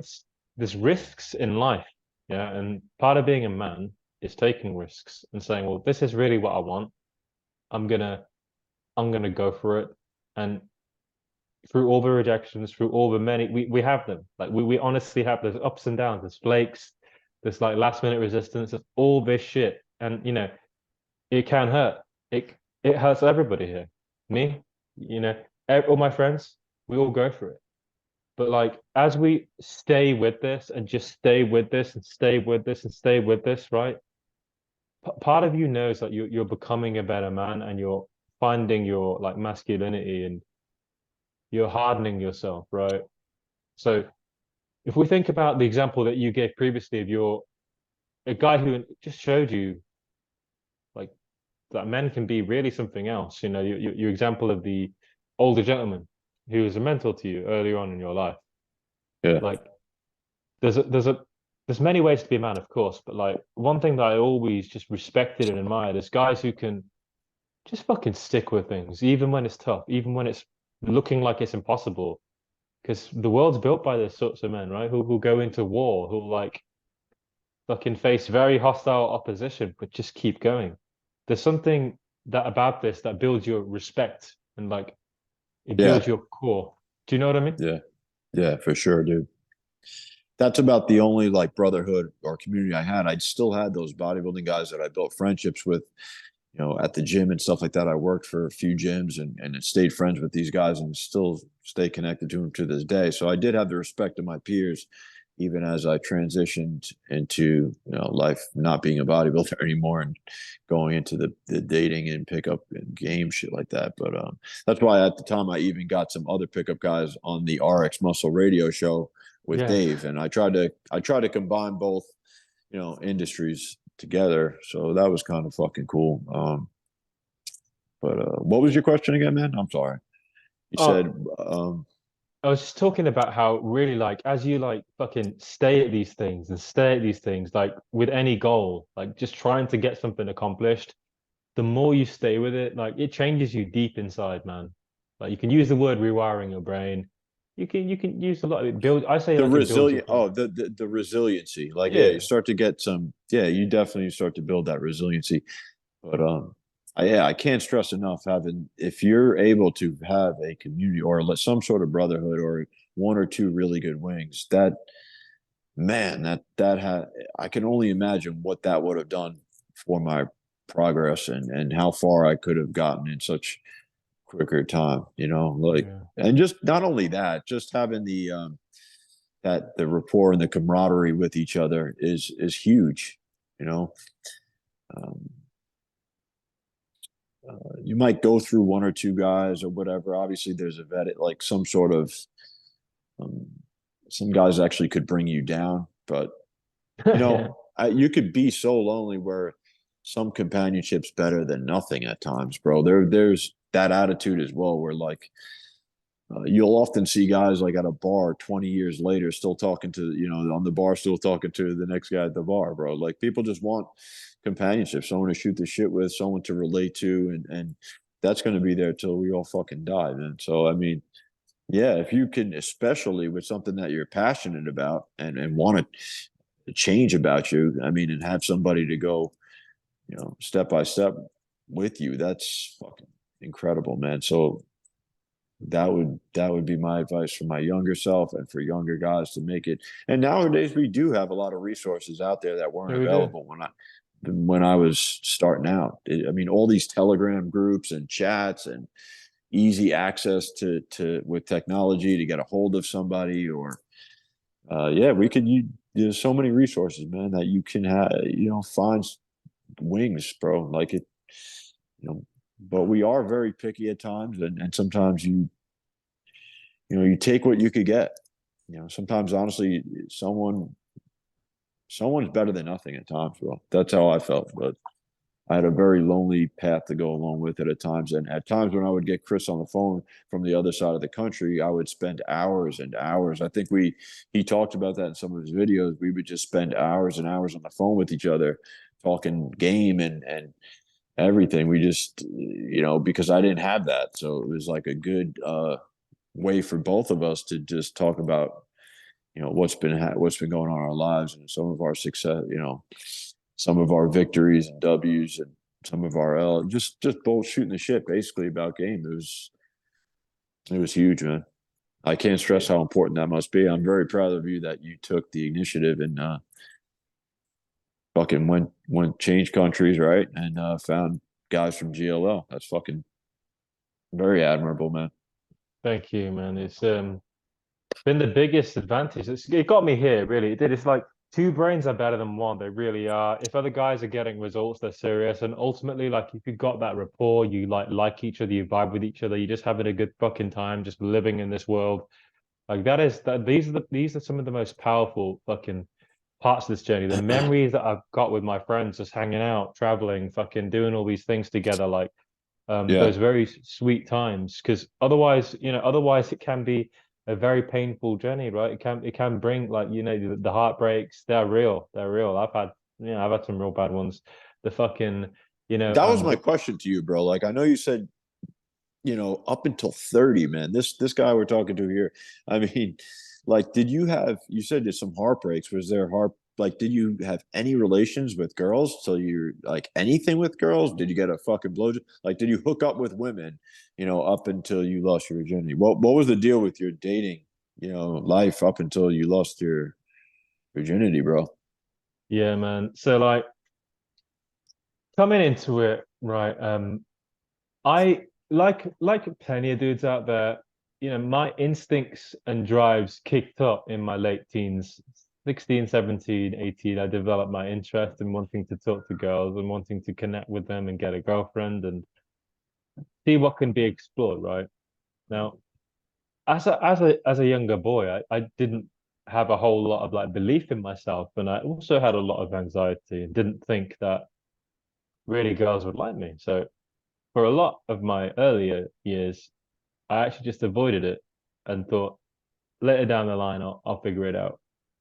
Now, getting to 18 and 19 and going to university and just being on campus with all these people and all this alcohol, because in England, it's a Yeah. very hard drinking culture. It's a very hardcore drinking culture. So binge Oh yeah. drinking, it's actually very bad. So the Brits are really bad for their drinking. They're just, I mean, it's a whole thing, right? But they binge drink, and so did I, and I was bad for it too.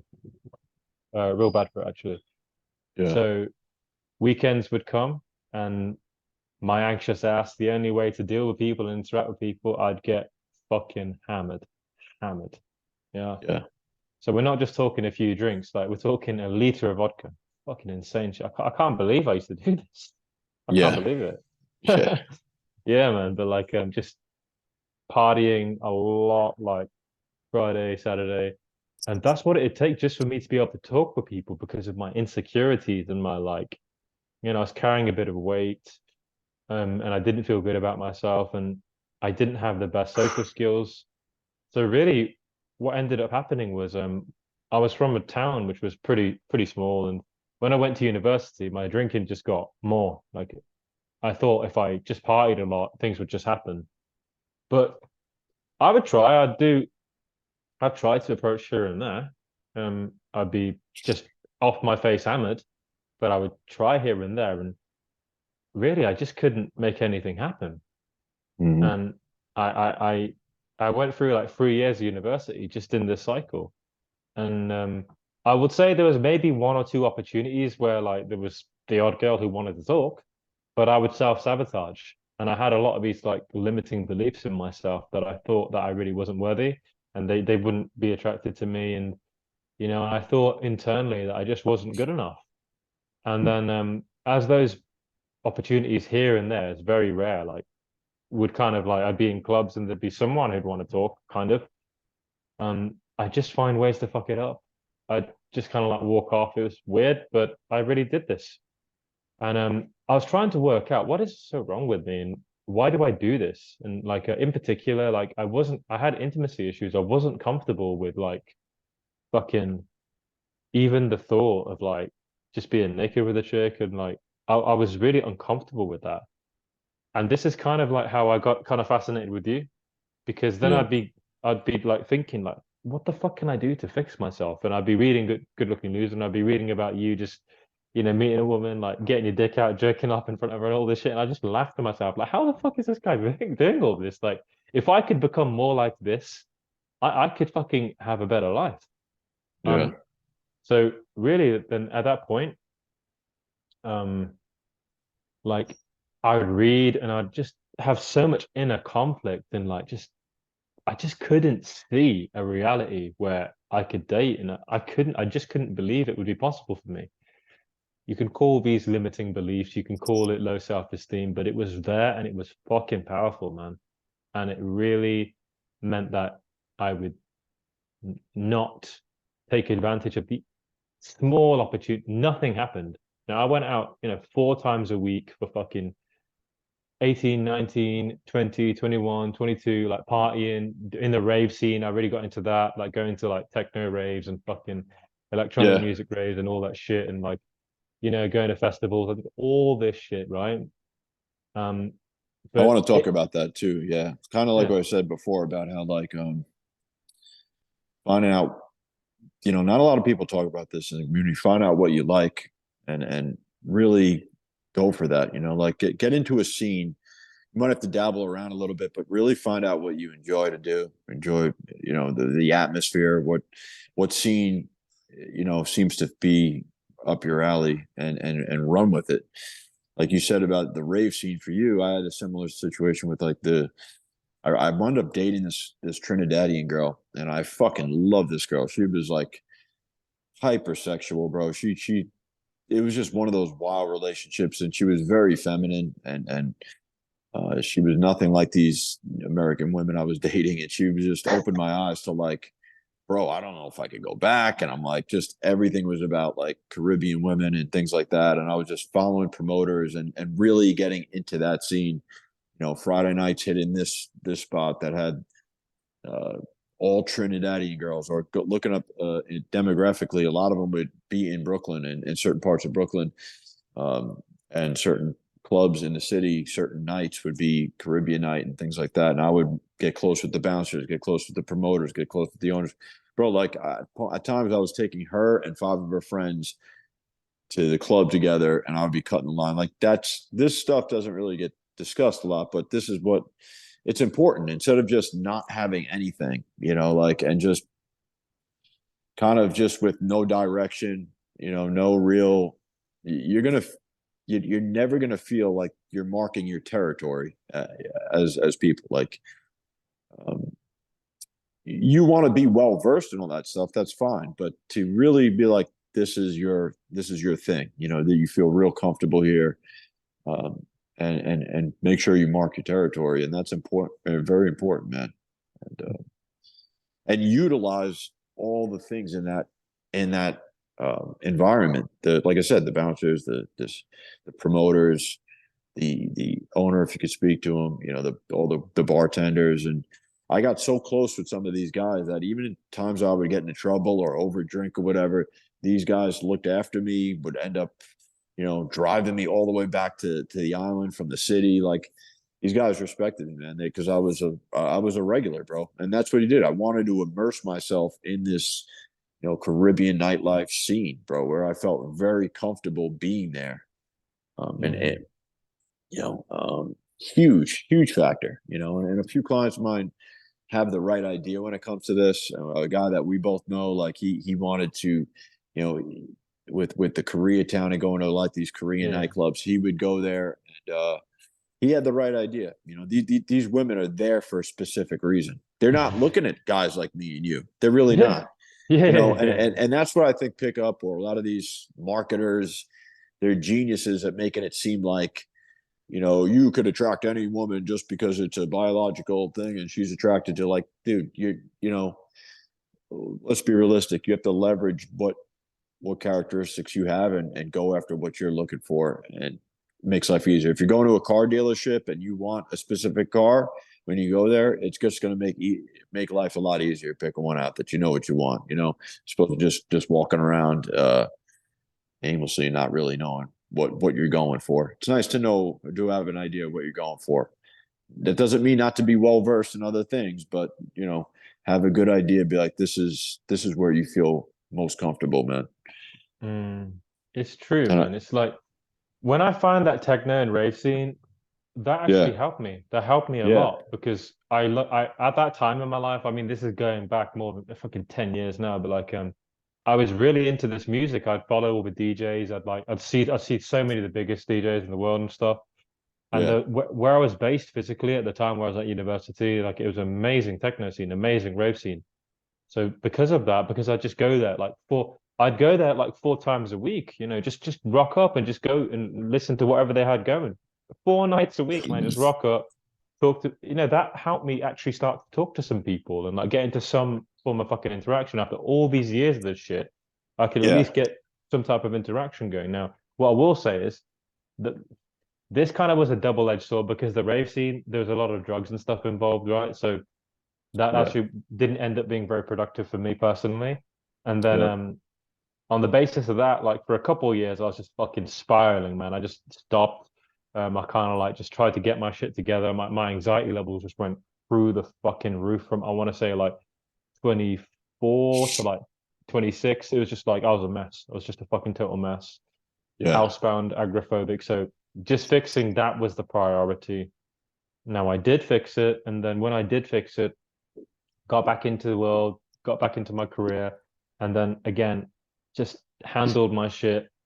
And it took until 29 to say, all right, I'm now going to resume. But so until then, nothing happened, man. It was just me fucking having this dark cloud hanging around me, thinking that somehow I'm just a different type of person. Maybe somehow I just parts of me that were supposed to be there, like they're just missing, all this fucking weird limiting shit.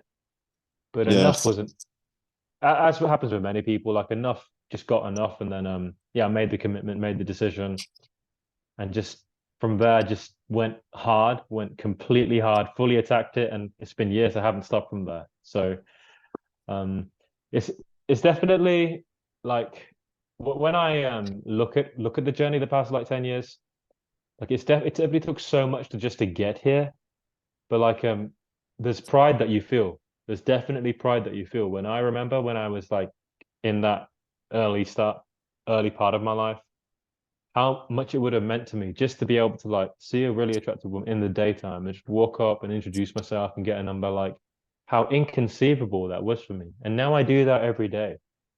Yeah. Did it, you know, there's definitely pride that you feel. And what keeps me going and why I still keep going is that to stop would just be betraying this person, the old version of me who just really wanted to be a normal person and to have normal experiences and to do these things. And it's a big And motivating. I could promise you that if you the more you do this, if you really continue it along this path, you're gonna the rewards are gonna be there where you don't have to worry about you losing this ever again. I'm telling you, it's a permanent fix. It's a Mm, permanent fix. You will never ever lose this, even if you end up, wifing some girl up and going off into the mountains with her for 6 to 7 years, and all of a sudden something happens and you start over. You never fully start back over. You don't go all the way back to the beginning.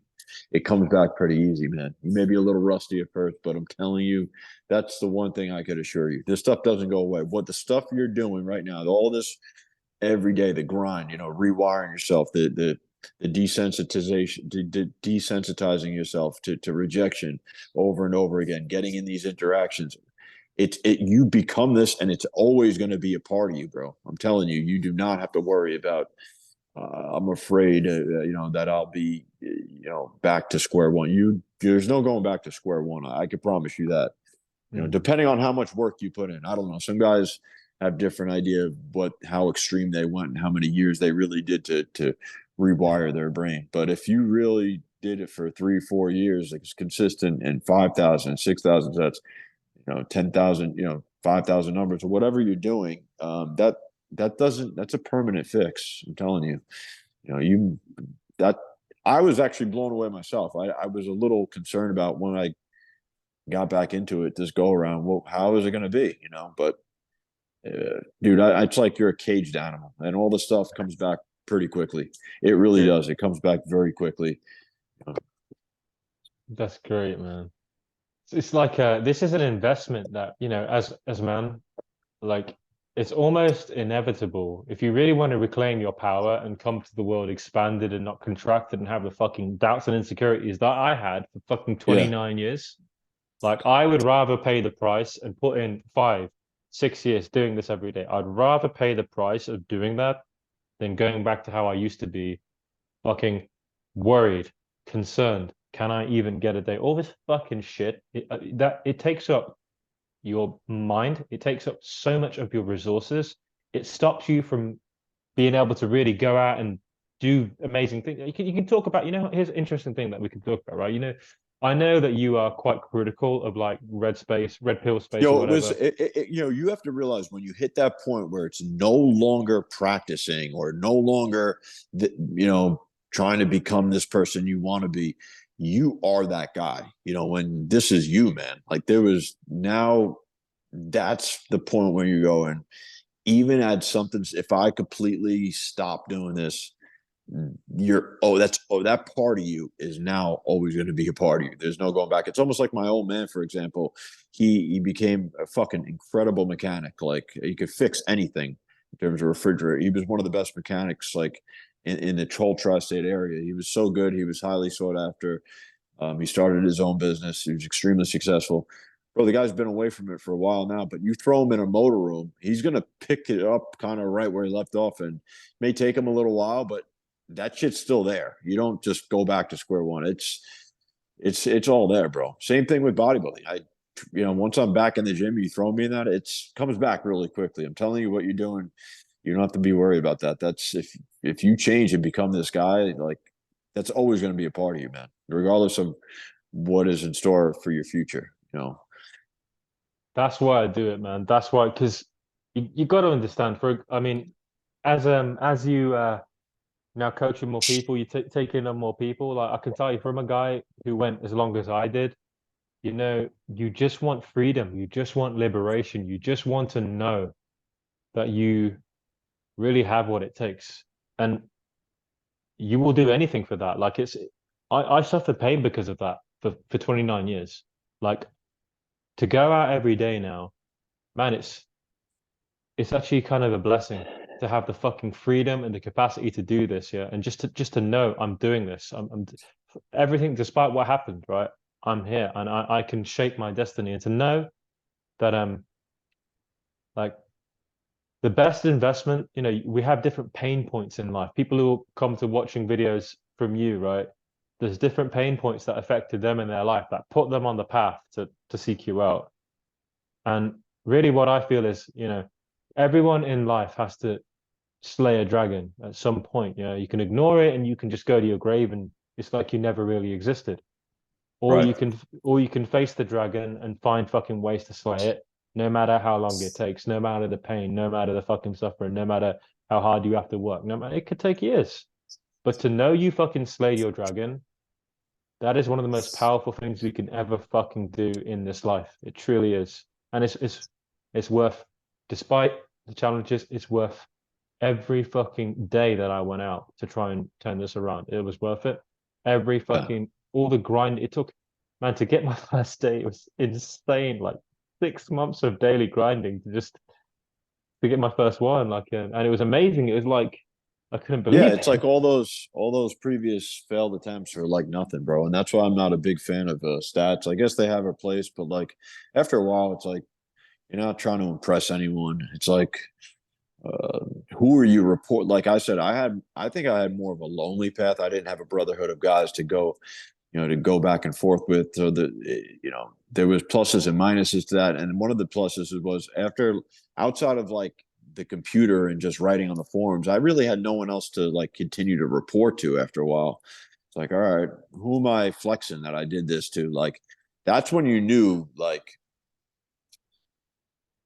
I'm keeping this stuff in my, it's like, I'm just doing this for myself. Like some of these extraordinary things, it's like only I and that girl know about. Like that's it at the end of the day. Like some of Yeah. them, it just like there was no one to report to. You didn't have a brotherhood. It's like you weren't going to keep.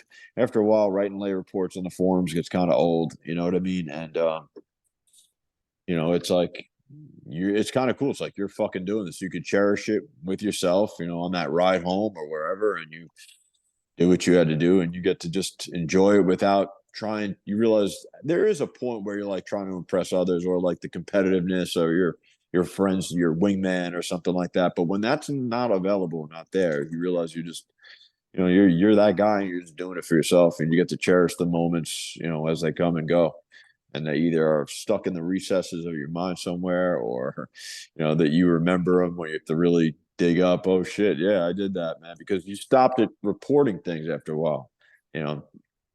So it's funny Yeah. though, the writing aspect. If you do write down all this shit, man, there's a much higher probability that you'll be able to retrace each one of these experiences uh, a lot better. I'm sure there's a lot of them I definitely forgot, but it's funny for the first, my coach was big into goals at the beginning, and he had me write down a few goals on paper, and I never was really big on that, but I think the very first year was 30 women in a year.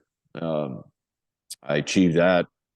Then the next one was 60. Like, he did have me the first 2 years that I was really into it, write down certain goals on a sheet that I would constantly, you know, um, be updating like all the time. So that it worked, and I remembered it all the time. But after a while, I wasn't reporting to anyone anymore. I didn't even have a wing in it for big stretches. So it was like I just fucking stopped, dude. It was like, who the fuck are you talking to? There was no one there to, share it with or whatever. After a while, no one gave a shit, and that was kind of nice in a way too. That was a little bit of a relief. It's cool to do that for a while when needed, but that was also a little bit of a relief. It's like who gives a fuck? No one cares. It was a little bit of a hit on the ego, and you just kind of let it go at that point. We all have our own like motivations for like, why what we're really looking for, and certainly when people are sharing a lot and like writing and journaling and things, you get to like learn about yourself, and you can see how even when you look at other, of course, when you say competitive element, like you see how other people are doing, what makes them tick. we're all Right. we're all very individual and unique as men. We all have different, there's different things to us, right? And you could be an entirely different type of guy. Um, I got a lot of value from journaling because really a lot of it was like writing and sharing was just to confirm for myself that I could fucking do this shit because my beliefs were so weak. You know what I mean? It was so fucking weak. It was like just confirming to my brain that I actually did this shit. You know what I mean? Um, Right. there was value in this. But of course, like now, clearly the culture that you were coming up in and what we have now is very different. As you said, you've mentioned how there seems to be a new expert on the fucking internet every other week. It's kind of ridiculous. It really is, right? But Yeah. and I know you will talk And about there's a how lot like of, not only is that there's a lot of alternative methods of coaching, and there's always something more to sell now that we're just in a digital world. Back then, it was very simple. You're either going to get one-on-one coaching with this guy or not from the, kind of small pool of guys to choose from. So it was a little easier to decide who you're going to work with, and that it's going to be one-on-one. It's going to be in person, field time. Now it's become so complicated. There's so many options on one, like you said, and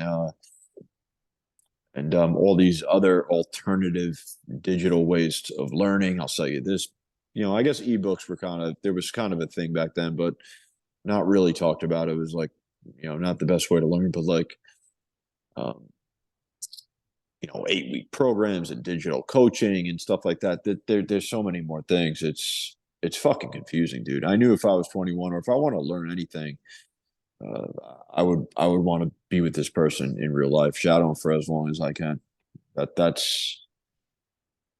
would I just because I wouldn't have any accountability. I'm talking to a fucking computer, like no, I'm not going to stay committed to it. I'm just not going to stay committed to that.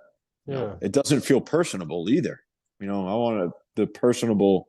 aspect of working with somebody and getting to fucking know the guy who's more experienced than me. I want to get to know this guy personally, and be around him and see what it's like.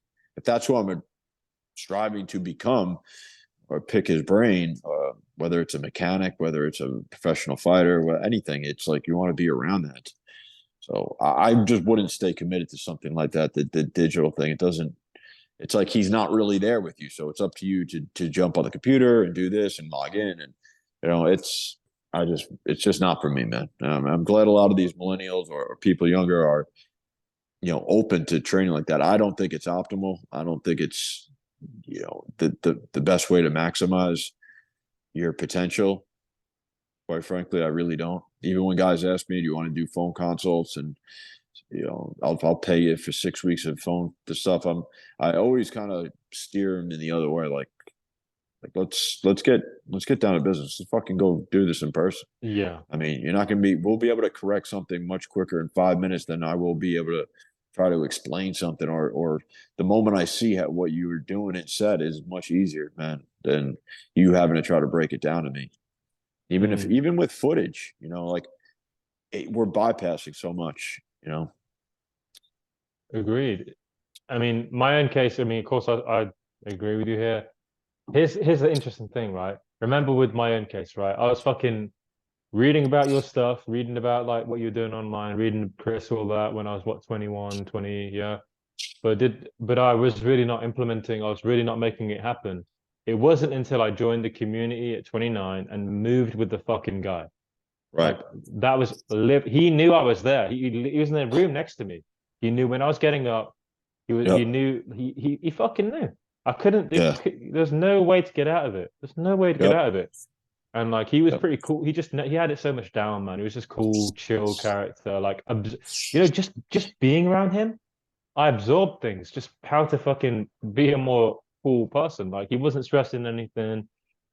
Bro, that's why someone like me loves coaching so much. I'm so passionate about it because maybe it would be different had I had a brotherhood or a community to work with. But that's why I said it brings the best out of me working with somebody, and it's that same type of thing, waking up with the guy, starting the day with them. Like that's been my, coaching has been my only brotherhood type of community I've had along the way. So that's probably why I really do enjoy it.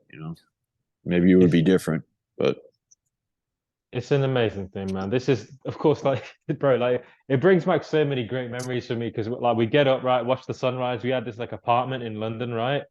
Whereas, like, in a nice part of London, we'd get up like this. We had like east facing balcony, so we just think about goals and shit like every day, just do the same shit, right? Then go approach, fucking. He was, I was doing a lot of day game. He was into night game a lot. Um, and like it also helped to see because he was getting like I moved in with him. Like he got like 4 chicks the first month or whatever. I just never seen this shit. Like ever, never. I'd never seen it. I knew it could be done. It never was in front of me. I just had no concept for it. yeah, So it's these things when you're physically there, man. I'm grateful it changed my fucking life. But it's that huge. It's huge.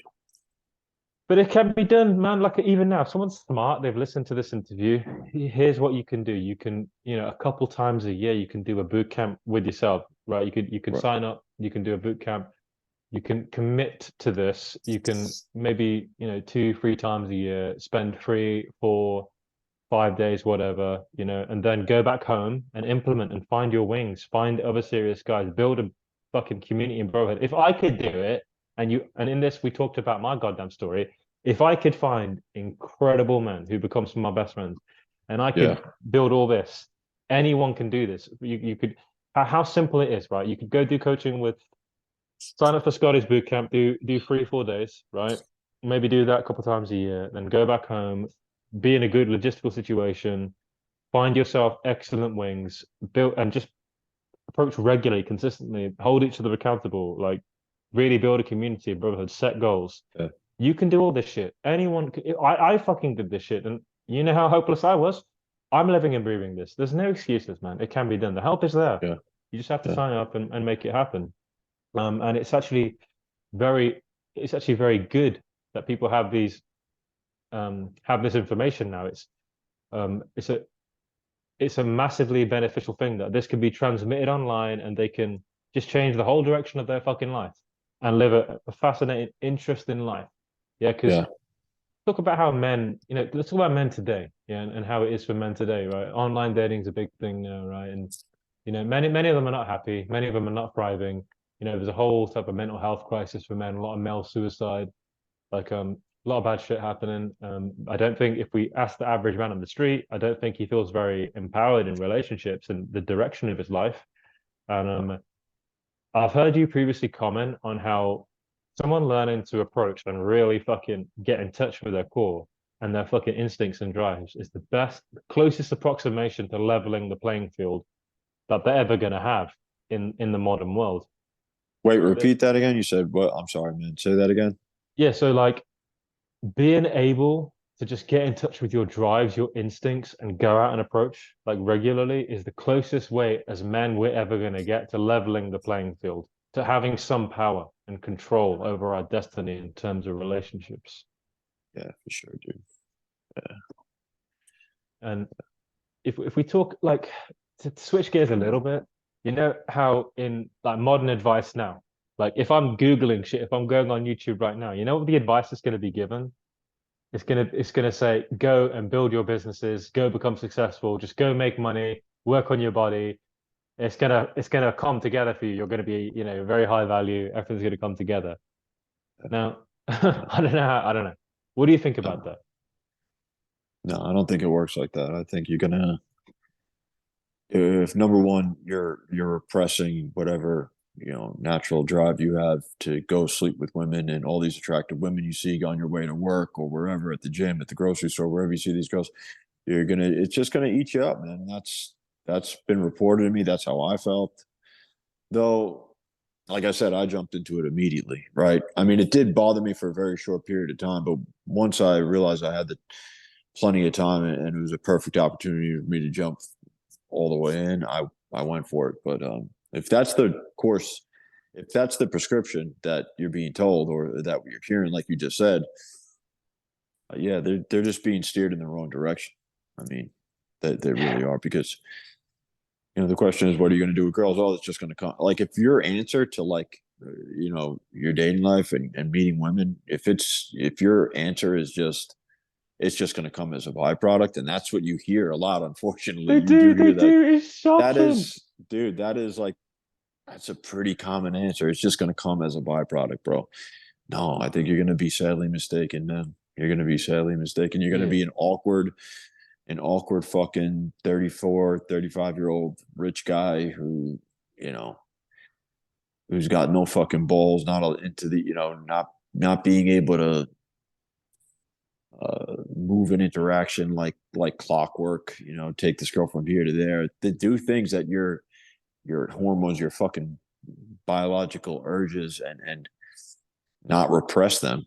Go for it, man. It's like we all want to do it. I mean, this guy still has to live his life. He's still going to bump into the cute accountant or the girl on the phone or the girl at the gym, the girl at the cashier. He's going to see all these women. It's just going to be eating him up, man. And you're like, well, there's a constant way we could just continue to justify why we're not taking that action and approaching and oh, it's just going to come and this is not, it's going to eat them up. And if you're true to thyself, you're going to see that it's like, nah, you know what? I'm going to put all that aside and really work with somebody and make it my entire life to go for that, get good at it, take however long it needs to be taken care of. Where, like you said, this is a permanent fix. This is a permanent solution, right? Even if you have to do one or two sessions or whatever, everybody's different. It might come quicker for some guys. I didn't have a lot of approach anxiety once I got the ball rolling. I really didn't, compared to some guys, but I was, being like a machine gun. I was doing so many, and I was in a city where there was abundance of opportunities. Like, you couldn't not approach, as long as you were roaming around, the girl knew what's up. I knew what was up. I had a few guys that I took the workshop with at the beginning that I go out with once a week or whatever. And, that would really help, bro. It just, there was no stopping. If you So you could expedite the process. You could get it done as quickly as you want to get it done, but it's a permanent fix, right? Mm. So I would really steer you clear of the whole, it's a byproduct of not focus on it. All of this stuff, dude, whether it's in the music we listen to, uh, what is it like? Chase a check, never chase a bitch, all this stuff. Like, Yeah. dude, you're still doing it regardless. Like, get the fuck out of here. I mean, you're gonna, everybody has some sort of strategy. Like, what are you doing, dude? Are you trying to slide into your, a DM of some girl on Instagram? Like, you're still, or are you just full blown in suppression mode? You're gonna suppress all your sexual urges and shit like that. Like, you're doing something. Fuck it, it's just going to come as a byproduct. It's such a bad, a vague answer, bro. It's a weak solution, and there's a problem. That's going to be a Yeah. problem. Yeah. I agree wholeheartedly with this actually. And it's something that like I actually feel quite strongly about because it's misleading and it can It cause is. people it's misleading. It can cause people to waste time. And it's sad to me. It's actually really sad to me. This is now conventional wisdom. When people go Yes. to try and get help, they'll be told, just work on yourself, bro. Just go lift weights. Just go fucking level up. Go fucking go build your career up. And you know what? You'll find that you're going to attract good things to you. You'll find that you'll have an abundance of options. Trust me, it's just fucking this whole gap. Yeah. Work hard, really apply yourself. When you look up, you'll have more opportunities and abundance than you can even imagine. Bullshit. You want to know how I fucking know that? Because I did that for 10 years and it didn't work. Nothing but career progression, nothing but getting progression, promotion. And where did it land me? Fucking 30-year-old version, buddy. That's where it landed me. Yeah. Yeah. That's where it landed. So this is why you don't do that. You Bro, do the not fucking majority of the pickup community, they're part of the majority of their clientele is guys with lots of money who followed that blueprint, and you know, they're like, fuck it, I oh, can't do shit. I'm socially awkward. I have no ability. Like, bro, you got to get used to those spaces. If you want to learn how to fight, get in the gym. Like, you have to put yourself in those warm spaces, in those environments, being, at first being pushed into some sets, just saying hello, like you said, even the take the small victories, and if you have to just say hello to people initially, just to get comfortable with speaking and interacting with strangers, and that's the key, man. Just because it's going to be a lot of peer pressure not to do that. The peer pressure and the conditioning is not to approach, no matter where you live, even if you're in really good hunting grounds, good places where there's an abundance of options. The peer pressure is not to do anything about it, to not take the action. Um, hmm. You see, yeah, like as I like really decided I'm going to fix this shit and just take action and just immerse myself. One of the things that like I actually noticed was that this game it went so much deeper than I thought. It was so much deeper, like the actual development of social skills, vibing, like being able to go there, be charismatic, like be sexual, like transmit your energy. That right. shit, you're not like, this is just my opinion. Me sitting behind my desk on my computer all day was not supporting me in becoming like a more attractive man. It wasn't. Yeah, more of that wouldn't have helped. It just would have made things worse. You know Yep. what actually did? Going out there and learning Yeah. about women, learning about Dude, what they it's respect. two totally different lanes. If you want to go good, become a good accountant, go fucking be an accountant.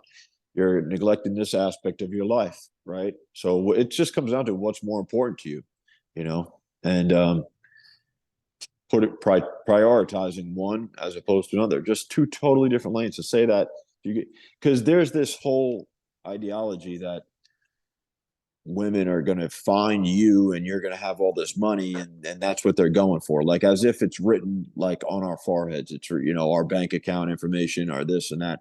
We're so conditioned, and they're targeting these sheep like people who are just used to digital stuff and what they're being fed by the media, by Instagram and dating apps, and writing an interview style of things, of your likes, your dislikes, and you know this courtship period, but written all over the internet. I mean, and then you take that throw it in the garbage and go out in real life and walk around, a metropolitan city with tons of people. No one gives a fuck. And you start to, it's like, it's a squashing your ego. You're nobody, the Yep. fucking, They don't you're care. just like, oh, fuck, all these people and bullets and all this stimulation is happening right in front of your eyes. And you're nobody, bro. You're you're in the trenches with no experience. You're going to be socially awkward. People are just laughing, walking past you. You're not going to have shit. You're going to have no skills, right? No one gives a fuck, dude.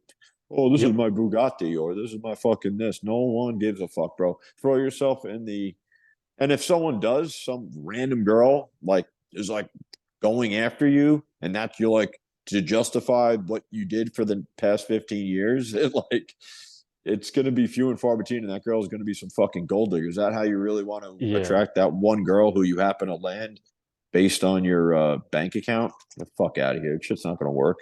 It's just a bad strategy, bro. Point. That's it, Completely man. agreed. Yeah. Let's talk about women and what they actually respond to. This would be interesting to get your perspective on. Because so here's the thing. They will smell, in my opinion, I'm 3 years in, I'm still learning. You know what? It's all good. But in my own experience, what I can share is like in the early years of this, they fucking smelt my lack of success a mile away. They fucking smelt it a mile away. They fucking knew I was a beta male. That's what they Right. knew. They knew. They knew I wasn't confident. I wasn't grounded. They could see in my fucking eyes. They could see in my expressions, my tone of voice. They knew I wasn't the real deal. They knew that. And that was why the first like year it was a lot. I mean, I got laid, of course I did, more than the average guy, right? So yeah, fine. Body Right. count was definitely more than the average guys because I did the work. But you know, I could tell. You know, the biggest thing that just got to me, like they didn't perceive me really as a masculine man. The dynamics, the frame, like the type of relationship that I wanted, it was not happening, right? And I attribute that to like it was at my core, I still needed work. I still needed to go through the fire. I still needed to get those successes, get those closes in. I still needed to build my core, my inner psychology, and change my brain. That can Yep. only be done in the fucking field, in In the the field. streets, in the Yeah. In the club. streets.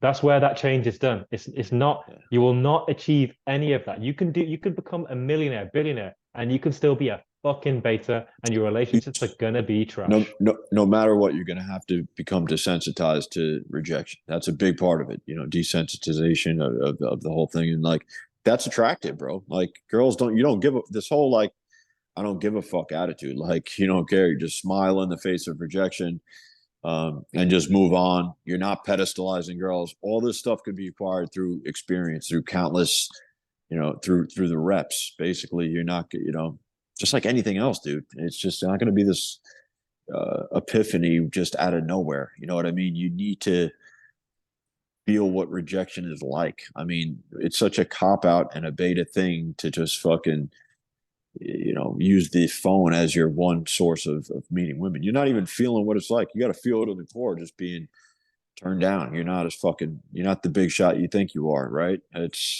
a lot of guys don't want to put themselves through that, but they realize that most guys know if they put themselves through that, there's light at the end of the tunnel, and you could see through it. Bro, it's like, you know, guys who've just gone off their phone or whatever, man. Like I have been on the trenches at the cutting edge of like this area of my life. And I know like when I was first starting, the first like year or year and a half, 2 years, like the look in their eyes that I would get on like a date when I was intimate, it was very different from now, like where they're hanging on my every word. You become a man. You become like fucking, you find a connection with your heart and soul, which is the most powerful thing. It's more powerful than your bank account. It's more powerful than your followers. It's more powerful than anything else. Right. That's what gets you high quality men as friendships. That's what gets you mentors. That's what opens doors in life. That's what creates all this fucking shit that we got around us. That's what gets business ideas out there into the world, right? It's our masculine essence. And that, to give people, because the red pill pathway, in my opinion, it didn't work for me. I don't know, other people maybe I don't fucking know, but it didn't for me. The Right. actual pathway that someone can find real success in their life and abundance with women and finances and all the rest is more, in my opinion, what we've discussed in our podcast today. So if they go out and grind like Scotty and change themselves at the fucking core of their being and rewire their brain at the core of their being, that is how they'll actually get genuine abundance and respect from women and good dynamics in relationships, and you being in charge and not falling into the woman's frame that's going to slowly deplete your soul, because that's the most attractive thing we can have as a man, right? It's our fucking core confidence. That is the most powerful fucking attractive Bro, thing. you're basically just handicapping, or you're handicapping yourself by not allowing a woman to see your presence. You know, like what you're bringing to the table right from Jump Street, right? Your eye contact. Like, there's no hiding behind that. There's no way around that. You know, you are that dude that you're bringing right then and there. It's so exhilarating. It's so, you know, it gets your heart beating. It gets, you know, your blood flowing, your testosterone rolling. Fucking, that's the way to face it head on, man. You know, and like you said, it builds grit, it builds resiliency. You know, you learn how to become persistent. You shake off rejection, you know, whatever that even means. You just move on. It's not even a thing. It's really not even a thing. You're not keeping score anymore. You become that dude, and you're aligned with, you know, your own nature, which is to have an urge and, you know, act on it, not suppress it. You know what I mean? There's a beautiful woman out there every day. There's an endless Oh stream yeah. of Oh beautiful yeah. women. Why are they there? Why is it continually showing you brand new faces? It even gives the worst of the worst endless opportunities to keep redeeming themselves after countless rejection. So they're there for a reason, bro. There's an endless stream, and if you're not in line with it and acting upon it and not hiding behind your phone or hiding behind TV to get women as your source, you're going to be eating. You're going to be ultimately unfulfilled. You're not going to see your full potential. You may be getting laid, like a lot of our clients that we know are, but there's still openly admit it's eating them alive that they can't act on that impulse to hit on the hottie at the grocery store or at the gym. You know, that's still going to eat that guy alive because he's not growing as a person, bro. He's not able to present 100%. himself right then and there in the moment when it's right in front of his face. He's got to jump on his phone and try to match with this girl instead of bypassing all of that, just being like having the fucking, you know, confidence to go just introduce yourself, you know, fucking tell the girl,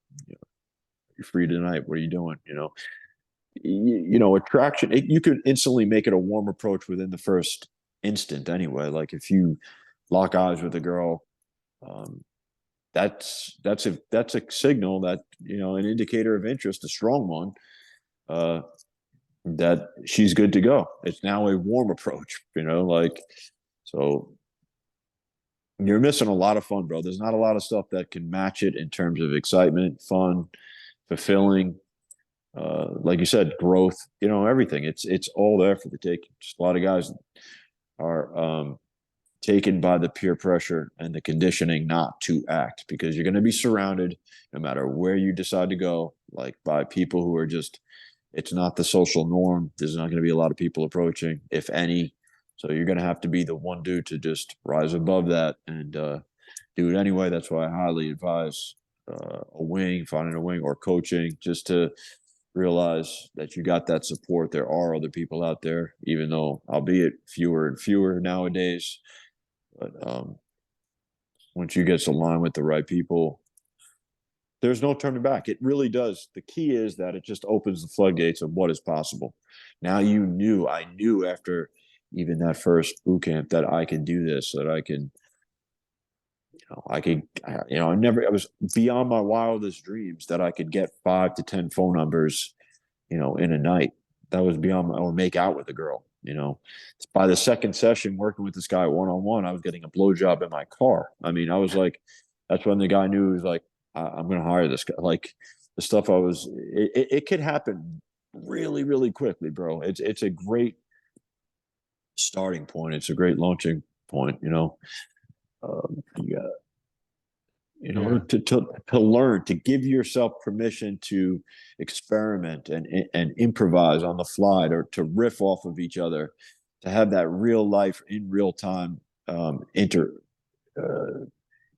interaction with a woman. You can't compare it, bro. There's nothing you can compare it to. You have to face it. That's the only way. Agreed. It's for me, like think about it also like, you know, human potential, what we can do as men, right? The biggest like limiting factor is us in our life. It is really us that holds ourselves back. It's our mindset. It's like it's there is so much abundance in this world. You can go build a great physique. You can go get a great dating life. You can go make money. You can travel the world. All these things are possible. Why we don't is because we live in a contracted reality.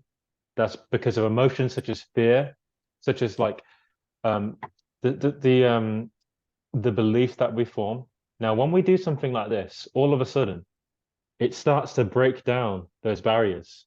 So think about what happened with me. As soon as I started like approaching, right?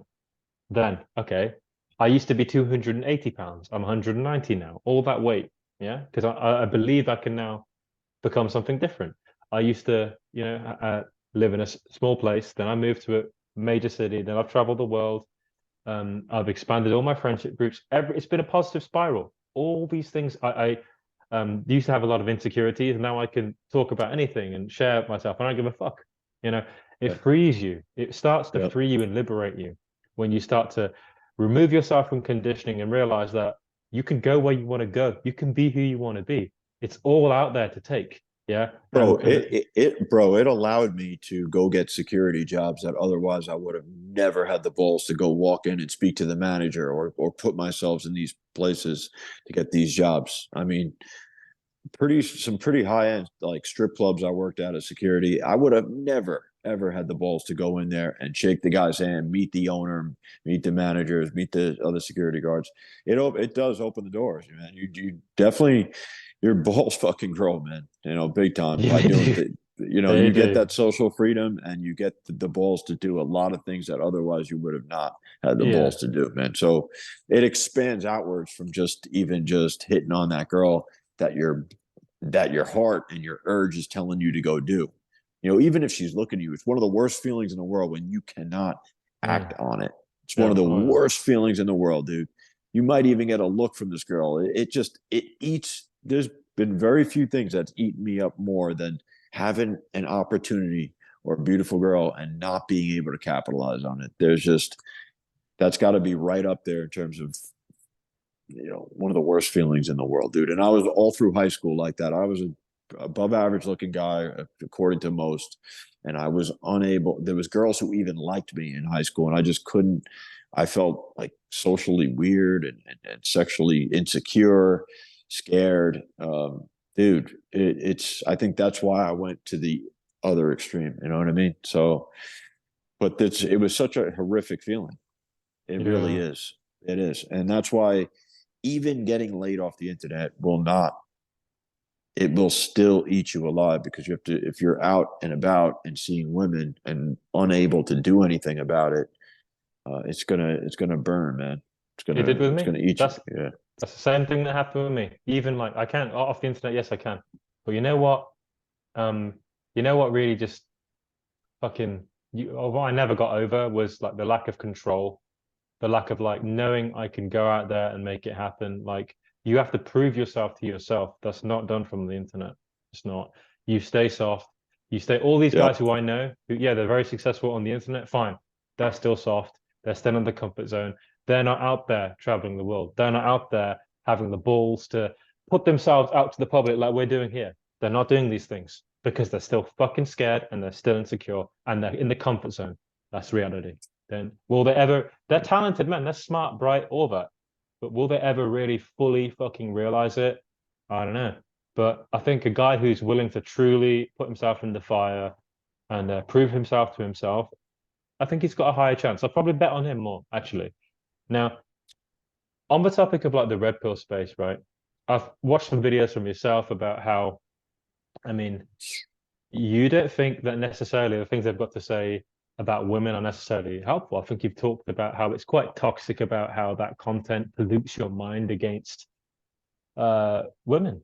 Now, I think that was also my experience. I also started to feel a certain type of jadedness and cynicism and shit. Hmm. Which I'm working through, of course. It's like a commitment to fucking heal myself, of course. We all have to. But like, is this something that you've seen that like guys are getting a bit more like jaded because of some of the content that's out there? I mean, firsthand, yeah, experience wise, like with a client of mine, few guys that have are all aware of this stuff because it's like the only stuff circulating around the internet. I mean, there are a few decent guys, I guess, out there uh, putting out good content, but yeah, like clients of mine just said, like, whenever I watch this shit, you guys all know the shows out there. They're not getting laid from it, and that's just that's just obvious, man. For and like it's just not applicable or teachable like in real life. If you want to become a good debater or argue on certain points, like when is that going to be relevant when you're trying to fucking seduce and pick up a girl on the street? It's just like it's useless, dude. If you want to use it as like entertainment, then there you go, fine. That's what it's about, and that's what sells. That's what sells, man. So yeah, it's not helpful in terms of like learning the ropes. Nothing, no theory can replicate fucking infield training and infield real life experience and getting out there and throwing you in the fire and feeling what a rejection is even like. Or um, you can Yeah. learn more just by walking up to a stranger at the grocery store who you find attractive, make eye contact with, and introduce yourself to. In that 10-minute span, 5-minute span, you'll learn more than anything you will hours of you know, female nature and the Yeah. you know, gender roles and this and that and by evolutionary biology. Like, is that getting you better with women? You just have to ask yourself these basic questions. Like, are you getting laid from this stuff? And is that what you want? Because that's what they're trying to sell you, that this is going to get you better with women. Is that the goal? I mean, to get you better with women, to sleep with more women, to have a fucking killer dating life, or have that abundant mentality? Those are the simple questions you got to ask, and you'll know straight up, bro. It's not getting you Yeah. better with chicks, dude. You get worse. Like, like this is the thing, like that sort of shit, fortunately in my life, I didn't engage with. Fortunately I had like yourself, good looking loser, right, Chris. I just listened to these dudes, man, and just it helped me become more successful. I got a fucking interesting life, right? So the least I can do is at least spread these ideas and give the other people the opportunity to get on the right track like I did. Mm-hmm. Not saying it's easy. Of course, you got to invest. Of course, you got to do. Like I spent my life savings doing this shit, right? But of course, now things are moving ahead. But like that sort of shit, I know we're talking about the debating and shit, right? We don't have to go there, but like I know what spaces you're referring to.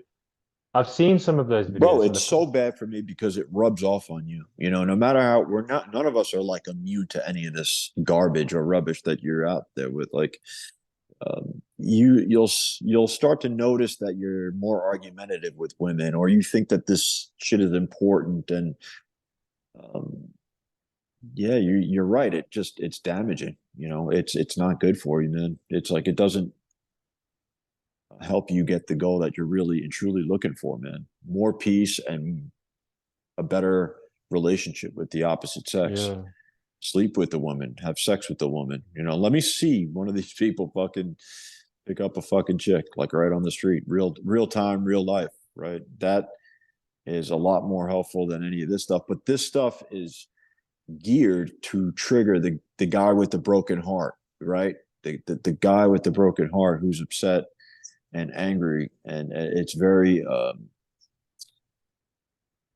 just a divisive thing, man. It's adversarial, towards them in that way.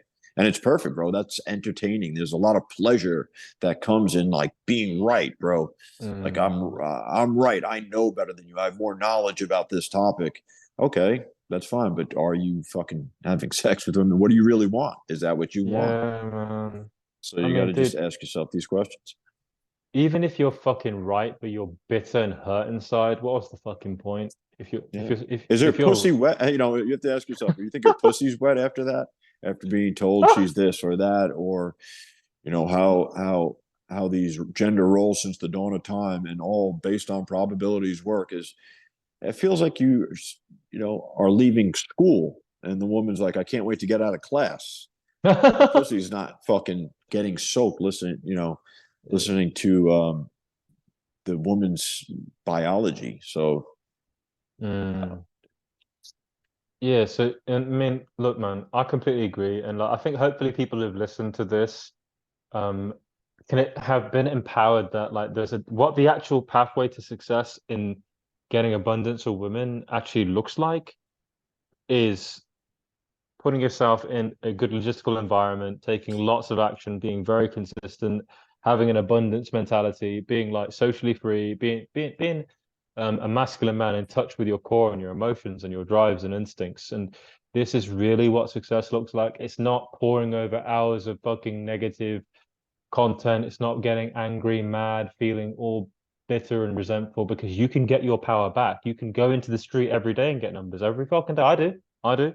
You can talk to 10, 50. I mean, I know definitely Scotty don't want to talk about the overanalyzing numbers and shit, but you know, I talk to plenty of them every day.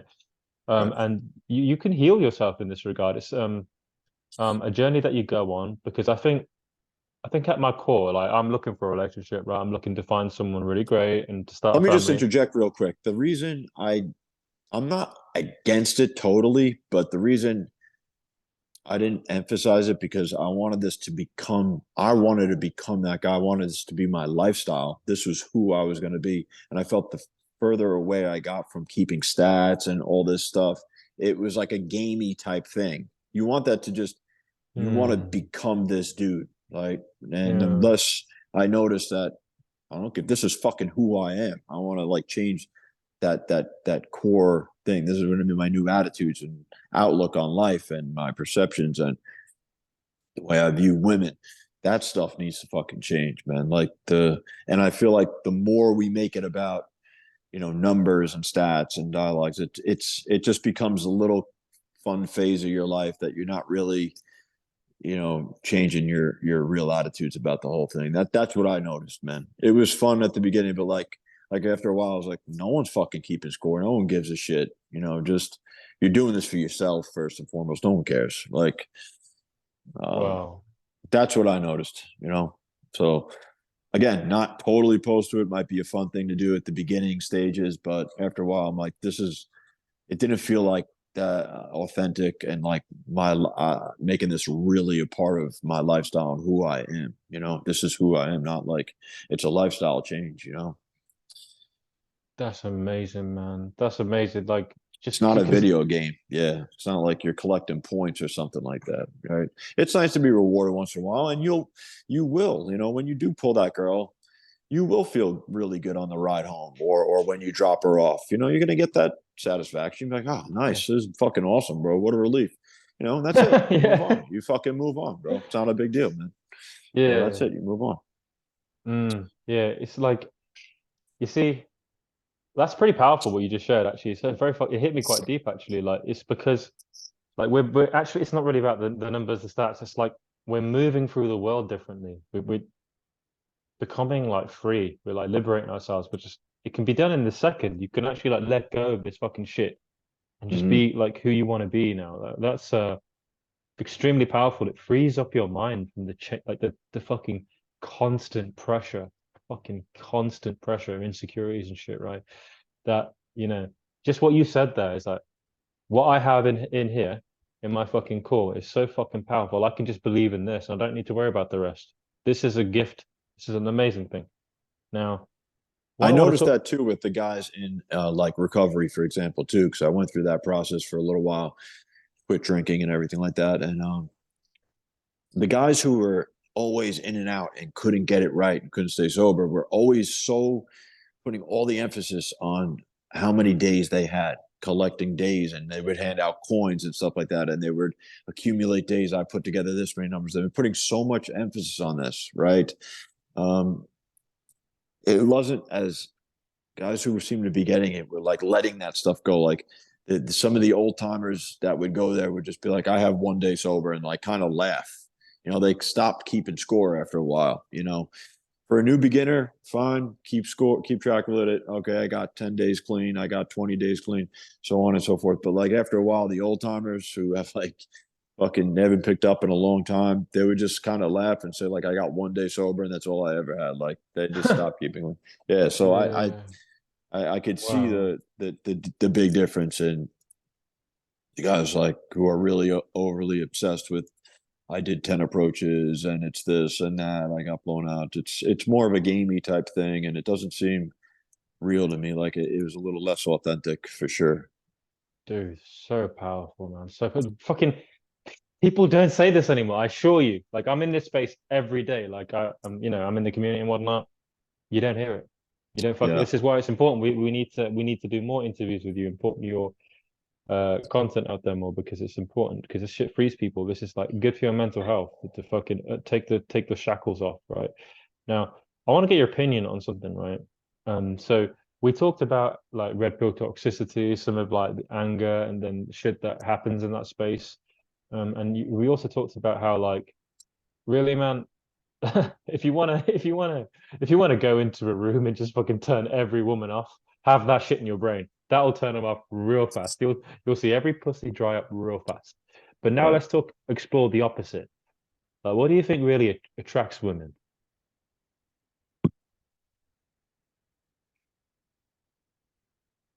To get in line with what your urges are telling you to do. Any sort of pussy behavior or just the non-action. What's attractive is actually to stand out amongst others.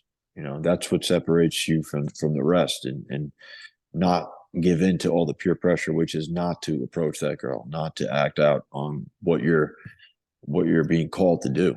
You know, Fuck, that girl looks so hot. If you're upset that you didn't approach a girl, good. That's a punishment from the fucking universe. You're not acting in a way that's aligned with your true self.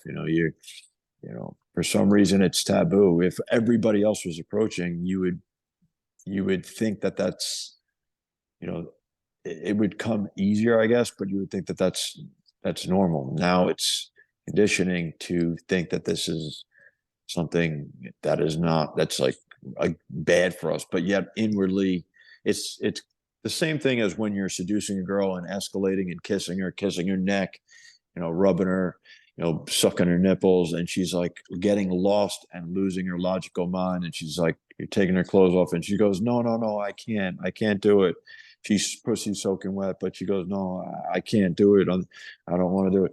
She's getting lost in between two different worlds there, right? And it's the same concept of like when, you're either going to give in to peer pressure and not take action on this girl who just looked at you or didn't look at you, or you saw her and you're like, I want to do something about that, introduce myself. That's what girls find attractive, and is that will come across like, who is this? Who the fuck is this guy? Like if you read some of these erotica books, My Secret Garden or stuff, like they all have a fantasy of like of just being swept off their feet by some stranger, or fucking the stranger in the car or the bathroom. Because listen, girls have boring lives. A lot of guys have boring lives too. And when you're doing them a disservice by not approaching them and letting them know that they're fucking, that, they're attractive, that you're interested in them. And, even to just hold their hand for first couple seconds, like they haven't experienced that. They might get excited in a lot of good ways. I mean, there's a lot of possibilities there, and a lot of good things and a lot of good outcomes could really come for it. There's really not a lot of downsides. That's all built up in our mind. Literally doing this for almost a decade. I've never been slapped in the face. I mean, nothing that extreme happens, dude. Like seriously, and I've really pushed the envelope in what is possible out there. So Yeah, like I can't say specifically what each guy is like, what makes the girl attractive per se. You'll have to just that it will be revealed to you pretty quickly and through a lot of practice. What once you're doing it, you'll catch on to things pretty quickly. Once you're over like those initial uh, hurdles of approach anxiety, feeling crippled, where you just can't walk up. I'm telling you right now, if there's a pie chart, it's about 75% of the pie is just even getting yourself in there, getting yourself in set. Once you're even in set and you're in, she stopped and in front of you, you're about 75% of the battle. Like, seriously, if you're at that point where you can do that pretty consistently, you'll learn very quickly, if you have any social skills, um, how to riff off of each other and just have a fairly normal conversation with a little bit of sexualizing it. And you have her attention. She's willing to stay in front of you and not just, unapologetically walk away, which girls will let you do. Some girls will just sit there and would be time wasters and entertain some dancing monkey in front of her, which is a role you don't want to play. Which I've always been on the side of being straightforward, direct, and um, making it sexual, so she knows. Or else a girl will sit there for like an hour and just, you have a tough time distinguishing what this guy is doing. Like, she just will entertain talking and talking and talking and talking without pushing it a little bit. If she's interested in that and allowing you to do it, you'd be very surprised. The more you experiment with this and the more you push it in a sexual manner, how far a girl's willing to go with you. You'll never know if you don't shoot your shot. You have to be willing and go in with the attitude that this girl likes you, especially if she does. If she's interested, you have her attention, she sized you up. Most girls will unapologetically walk away, say, no, I have a boyfriend, I'm not interested, or get out of set, or say sorry. You'll notice that very, very quickly. So if a girl is interested, locks eyes with you, and is willing to hear you out, that's a big chunk of it, to see how far now you can push it from there. It may just be some logistical questions at that point. She's interested. She's very interested. And, you definitely want to get some physical stuff in there as well, because if you just end up in this situation, that's the benefits of having a coach looking from an objective standpoint who's not emotionally invested in that interaction. He'll be able to pick up really quickly. It'd be hard to decipher as an outsider, who is that guy? Like, he's a nobody to her. It's just some random ass conversation they're having. Could be like a weird friend type of thing. As opposed to, if you're objectively watching this interaction, damn well that this guy is, about sleeping with this woman. He's making it clear. And you really have to, because a girl will just sit there and entertain you and hear what you have to say, and he just goes off and disappears. Like, that's what I noticed for sure, man. Um, How can men become more of a sexual threat? well, for one, like, just the basics need to be covered. Your hygiene and stuff like that. You have to be like that. There's a certain aura that you'll have about yourself. Dress well, obviously, that you be taken care of, or have someone help you out with that stuff. You can dress more, maybe a tighter jeans, tighter shirts, that show off some of your body. I think that stuff helps. Fashion definitely does help. You, practice eye contact for sure. That could be definitely, you could definitely get better with that stuff. Catching a woman's glance, picking up on the subtleties, this signals and cues that women are giving guys all the time that we're just not even picking up on. A lot of times I'll work with a client and we're walking down a pretty busy road, and he's getting looks and he's not even like noticing it. He's just not picking up on it due to lack of practice, lack of skills. I'm like, dude, these girls are eyeing you, like they're staring at you and you're just not. He's like, really? I'm not even, a lot of times they're not even picking up on those cues, dude. So it's just sharpening your mind, like, to these, being able to read the room, being able to read the environment in which you're gaming or whatever. Um, so that you can capitalize, bro. Because there's a bunch of women out there who are their buying temperature is pretty high, and they're willing to give somebody a chance. Somebody's gonna fuck that woman tonight, or who's it gonna be? Is it gonna be you? You're taking your shot. You're throwing your name in that hat. You're gonna see if she's available. You know, my coach used to tell me you have to unturn every stone. You know, it's not over until the fat lady sings. Some of these girls that you think are dead, if you follow up later that night and you would have normally given up, she might be, her buying temperature, girls are very emotional, might have just gone up a couple notches. Maybe she was getting turned on that whole time. Say you had to take a break, more guys hit on her, and her temperature, they did some of the work for you. You know, by the time you're reaching back out to her that night, hey, do you want to meet up? You just happen to be the right place, right time, but you didn't quit, persistent. She's down to fuck at that time. And thanks to whoever, bunch of other dudes hitting on her throughout the night. Like I've capitalized like that. So um, all these things, man, you just got to immerse yourself in this, and your brain will pick up on a lot of these things. You may need a coach to point out some of the things that you're missing, some of these opportunities. It's about capitalizing on them when they're obviously available. There's every time you go out, there's going to be a handful of women who are not interested at all, and there's going to be another whole handful that are very much DTF and down to fucking and interested for sure. Their buying temperature is hot, and they're like in heat. You know, there's going to be those girls, but you'll never know if you don't take your shot. You just got to keep really just putting yourself out there. You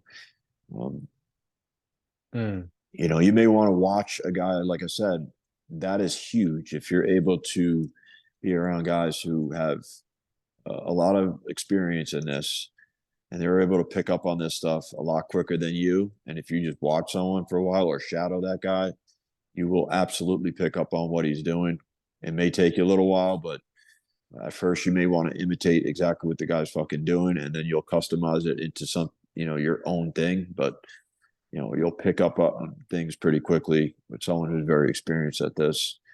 And it all happens it can happen very quickly, man. I'm talking 5 to 10 minutes. Some of this stuff could happen really quickly. You'll either be getting numbers, you'll be getting makeouts, you'll be, you know, setting up Insta dates or moving, isolating the girl. Like all of this stuff can happen literally within 10 minutes. You know, doesn't have to be long things. Oftentimes, if guys are sitting there nursing this one girl all night long and he's having a tough time, is she interested? Is she not interested? Or what was I doing? You know, you could have just banged out like 5 more girls. And you want to get the ones that are hot, you know, and ready to go. You know, get away from the time wasters, man. That's where it gets tricky, because girls have no problem sitting there sometimes and just entertaining some guy. She's getting her validation, she's getting her attention. And if the guy's not aggressive enough, or he's not pushing it any further, he's not moving it in a certain direction. You know, this whole saying, blow me or blow me out, is very real. One or the other, girl, what you gonna do? That type of thing. You know, so that's got to be known. If not, you stay in this gray area. Well, she'll just fucking sit there as a friend and just exchange pleasantries with you all night. Those are the worst, bro. Get out. Get out. I'm very big on moving out, moving quickly, man.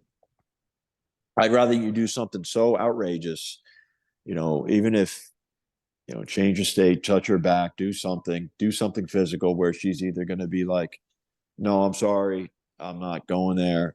You know, maybe we'll exchange numbers, get out of it. Do something, you know, act quickly, find out if she's fucking interested. Don't just sit there and exchange pleasantries all night with this woman, you know. Agreed, having had that happen to me many, many fucking times. It's a very fucking annoying thing, as we all It go is. through. It is. And you'll notice you'll get into this interaction at times, and it's almost like this, someone says like, do something, right? You have to like then take it, do something, like step this up right now, because she's the passive one, and she's going to sit there and just waiting for your move. What are you going to do? Are you going to ask her a number? Are you going to I often hold her hand for a while when I first introduce her. You know, you may want to do that for a little while and see how long she's willing to hold and smile and look at you. Once she does that, you'll often see the girls like almost fucking drooling from her mouth. Like she'll be so attracted and so turned on. She's never probably hasn't had that happen to her at a mall or a daytime in a long time, you know, and she'll be very turned on by it. Not saying you're gonna fuck her, but she's gonna be very excited, if anything, by it. So don't be scared by this. You're gonna get slapped or something. If anything, you're doing this girl a service. She's gonna be very excited and turned on by it, you know. So you're known as someone who advocates like a more aggressive, more physical approach. Now, what's some of the advice that you'll give to people who may struggle with being sexual, with being physical? How can they start to actually embody that more and stop getting into these endless dates to nowhere, interactions to nowhere that just deplete their drive? Um, I mean, I guess you could say this kind of happened natural for me because it wasn't something I was really challenged by. So it may not necessarily be my specialty, but like I think anybody could change quickly into it. You know what I mean? Like even guys who are more passive nature. I've dealt with Asian guys who are extremely shy, or Indian guys that are. It's totally foreign for them to do something like that, to hold a woman's hand while you introduce it, or hold on to it, or go in closer and smell her and say she fucking smells good, or that's a sexy smell you got, or whatever. Like I love those pants. I'm actually, it's congruent. You know, the over complimenting, if you're not aligned with it, uh, could be kind of like weak in a way, but and I could see why conventional pickup stuff says like, oh, you're they're very much against that. But if you're own that shit and you're sexual, you're holding this woman's hand and she's drooling, you have to be able to see that in real time. You can fucking say whatever you want at that point. I mean, the green light's there. You could fucking tell her those jeans, your ass looks fucking great in those jeans, or you know, twist her around a little bit, play with her a little bit, have fun with her, play around with her a little bit. Um, and you'll learn how to riff off each other. She may say, have that sly look in her eyes, smile back at you, and you riff off of that. It's like this dance back and forth from the masculine and feminine. You're kind of like exchanging energy there.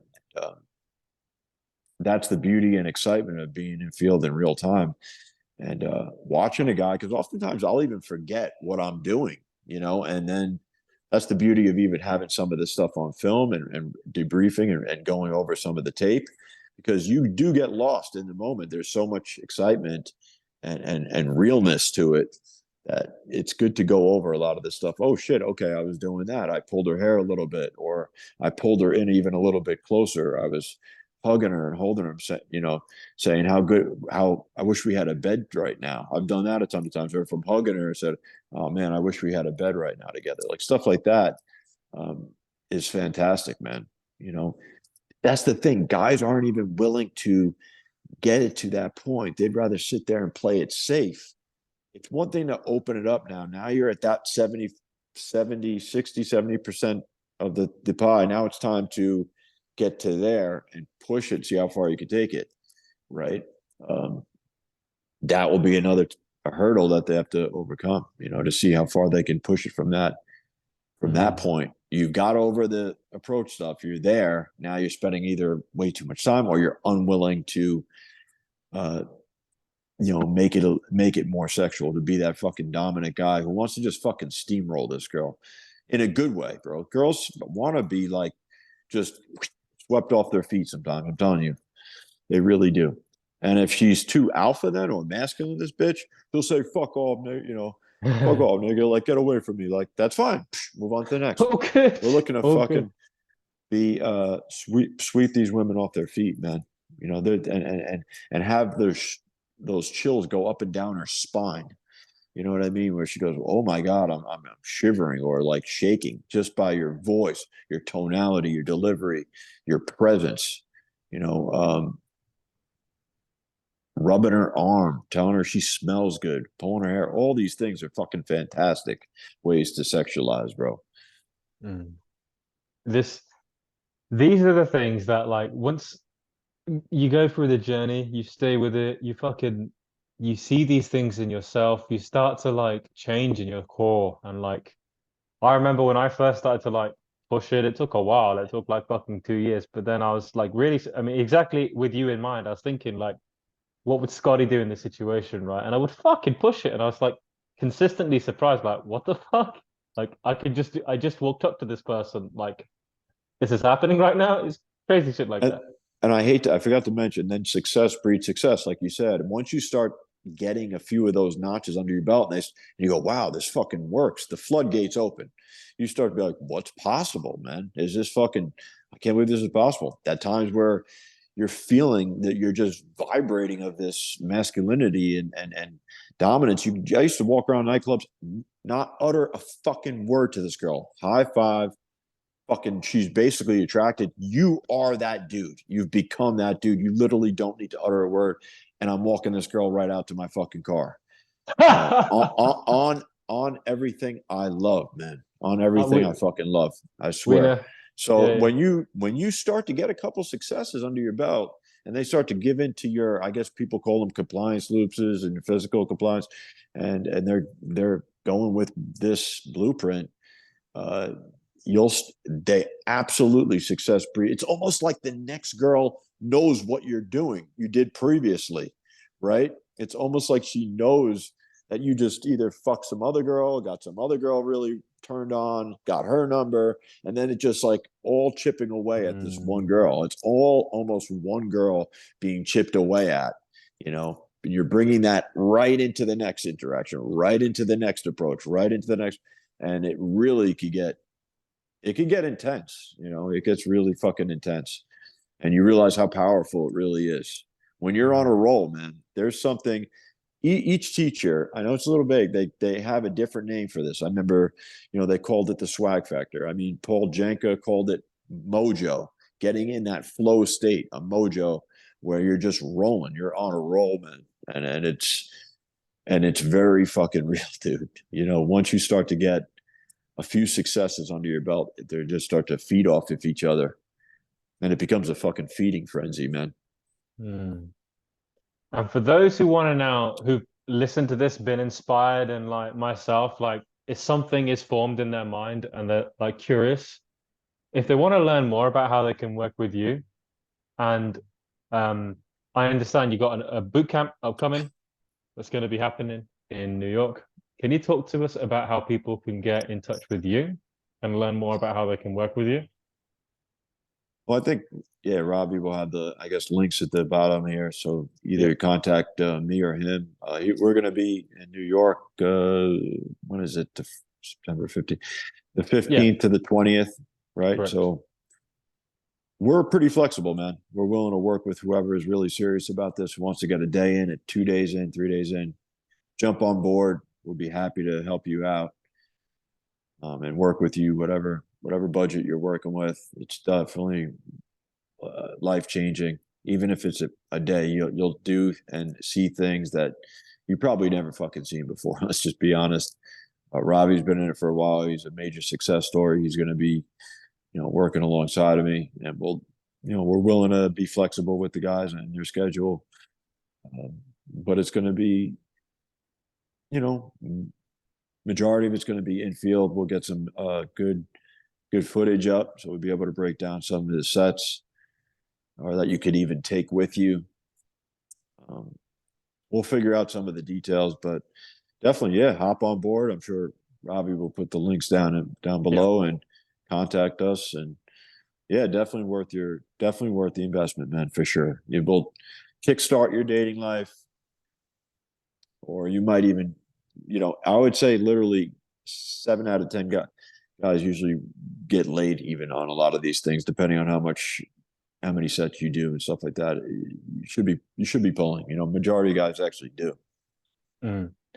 It's times like this where those And who it's are open, and called, it's the same gate. Don't if you're one of these guys that I'm not looking for that, it's the same process. I don't care if you say, well, I just want to be with one girl. I just want one girl. It's the same thing. You still have to exude that confidence and become that dude. You could decide what to do with it at that point. Is it just going to be a one-time thing? Is it going to be something more than that? You still have to exude that confidence. You still have the balls to approach your dream girl, and kind of, what's the word I'm looking for? It's uh, desensitized to the beauty or something like that. Not be overwhelmed by a beautiful woman, right? Yeah. Because they're out there. You can talk to them every fucking day. I certainly do. I don't give, Yeah. I'm free, If you're This able is, to treat the 5 the same way you're treating the 10, you're working on those are some pretty advanced stages, man. Because oh at yeah. first, when you're like walk up to a model or some shit like that, you're like speechless. You could go. Oftentimes, clients say, "I could talk to that girl over there," or a girl in my bracket over here, my ethnicity, but I can't seem to speak to that. Those are often common problems that could easily be addressed. Or once you get to the point where you're unfazed by beauty, you're unfazed by the beauty, you're on the right track, and that happens through a lot of just work and volume, and desensitizing yourself to the whole thing. And you'll Yep. see, notice some of the imperfections in the girl who you deem to be a 10, right? Oh Pick up on yes. some of her imperfections if that's bothering you so much, because they all got them, man. It might even be her attitude. The moment she opens her mouth, she goes from a fucking 10 to an 8, right? Yeah, that happens. And for those who are like wanting to free themselves and to it brings so much good to themselves, their future relationships, their friendships, like every part of my own life, I can tell you, as someone who's gone through this journey, every part of it got better. Every aspect of it got better. Um, I had to go deep inside of myself and to find drive, motivation, like capacity, consistency, focus, fucking work ethic. The things that will make you successful in life and allow you to have a great life are things that you're going to really start to crystallize and form inside of you in this journey. And everything and everyone you touch, everyone whose path crosses with yours in some way is going to be better off because of the investment that you made in yourself. So for those who are looking to get um to reclaim their power and to come into the world expanded, a positive person, a force for good, a force for change and transformation, and to bring more love into the world and less fucking bitterness and anger, then this is Right. a wonderful opportunity for them to do that. The details are going to be below. People can email me, people can email Scotty, and um, very much there to support people in achieving these changes. And like I did, make it a real thing. Make it like learn from Scotty, take his example, get his coaching, and then actually implement it. And as I did, make it a part of your life, and I can support people in the implementation and making it real. And we're So very much real, man. We actually want to see these guys get results, man. That's the thing. We're giving such flexibility to, if you can even take a day out of your time, that will even be beneficial, man. Whatever you guys could do, we're willing to work with you, man. We're not just gonna throw out, oh, you have to do this or do that. We want to see you guys get results. We'll work with your customized schedule type of thing for sure. absolutely, I'm excited. I'm excited I'm because excited, man. Yeah.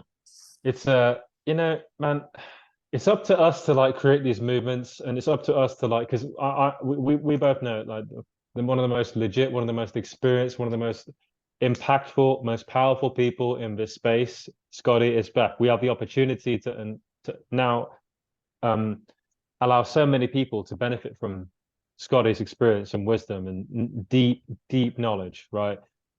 So this is a great thing for people in self-improvement, people who want to become the best version of themselves. It's genuinely exciting for me to be involved and be able to see people go through the same kind of life-changing experiences that I had. Because I can tell you, the memories that you have are always with you, man. Like every day I wake up and I can't fucking believe that I made all this shit happen. All this shit. The highest highs I've ever experienced in my life are from this journey. Shit that I thought was impossible, that I could never do.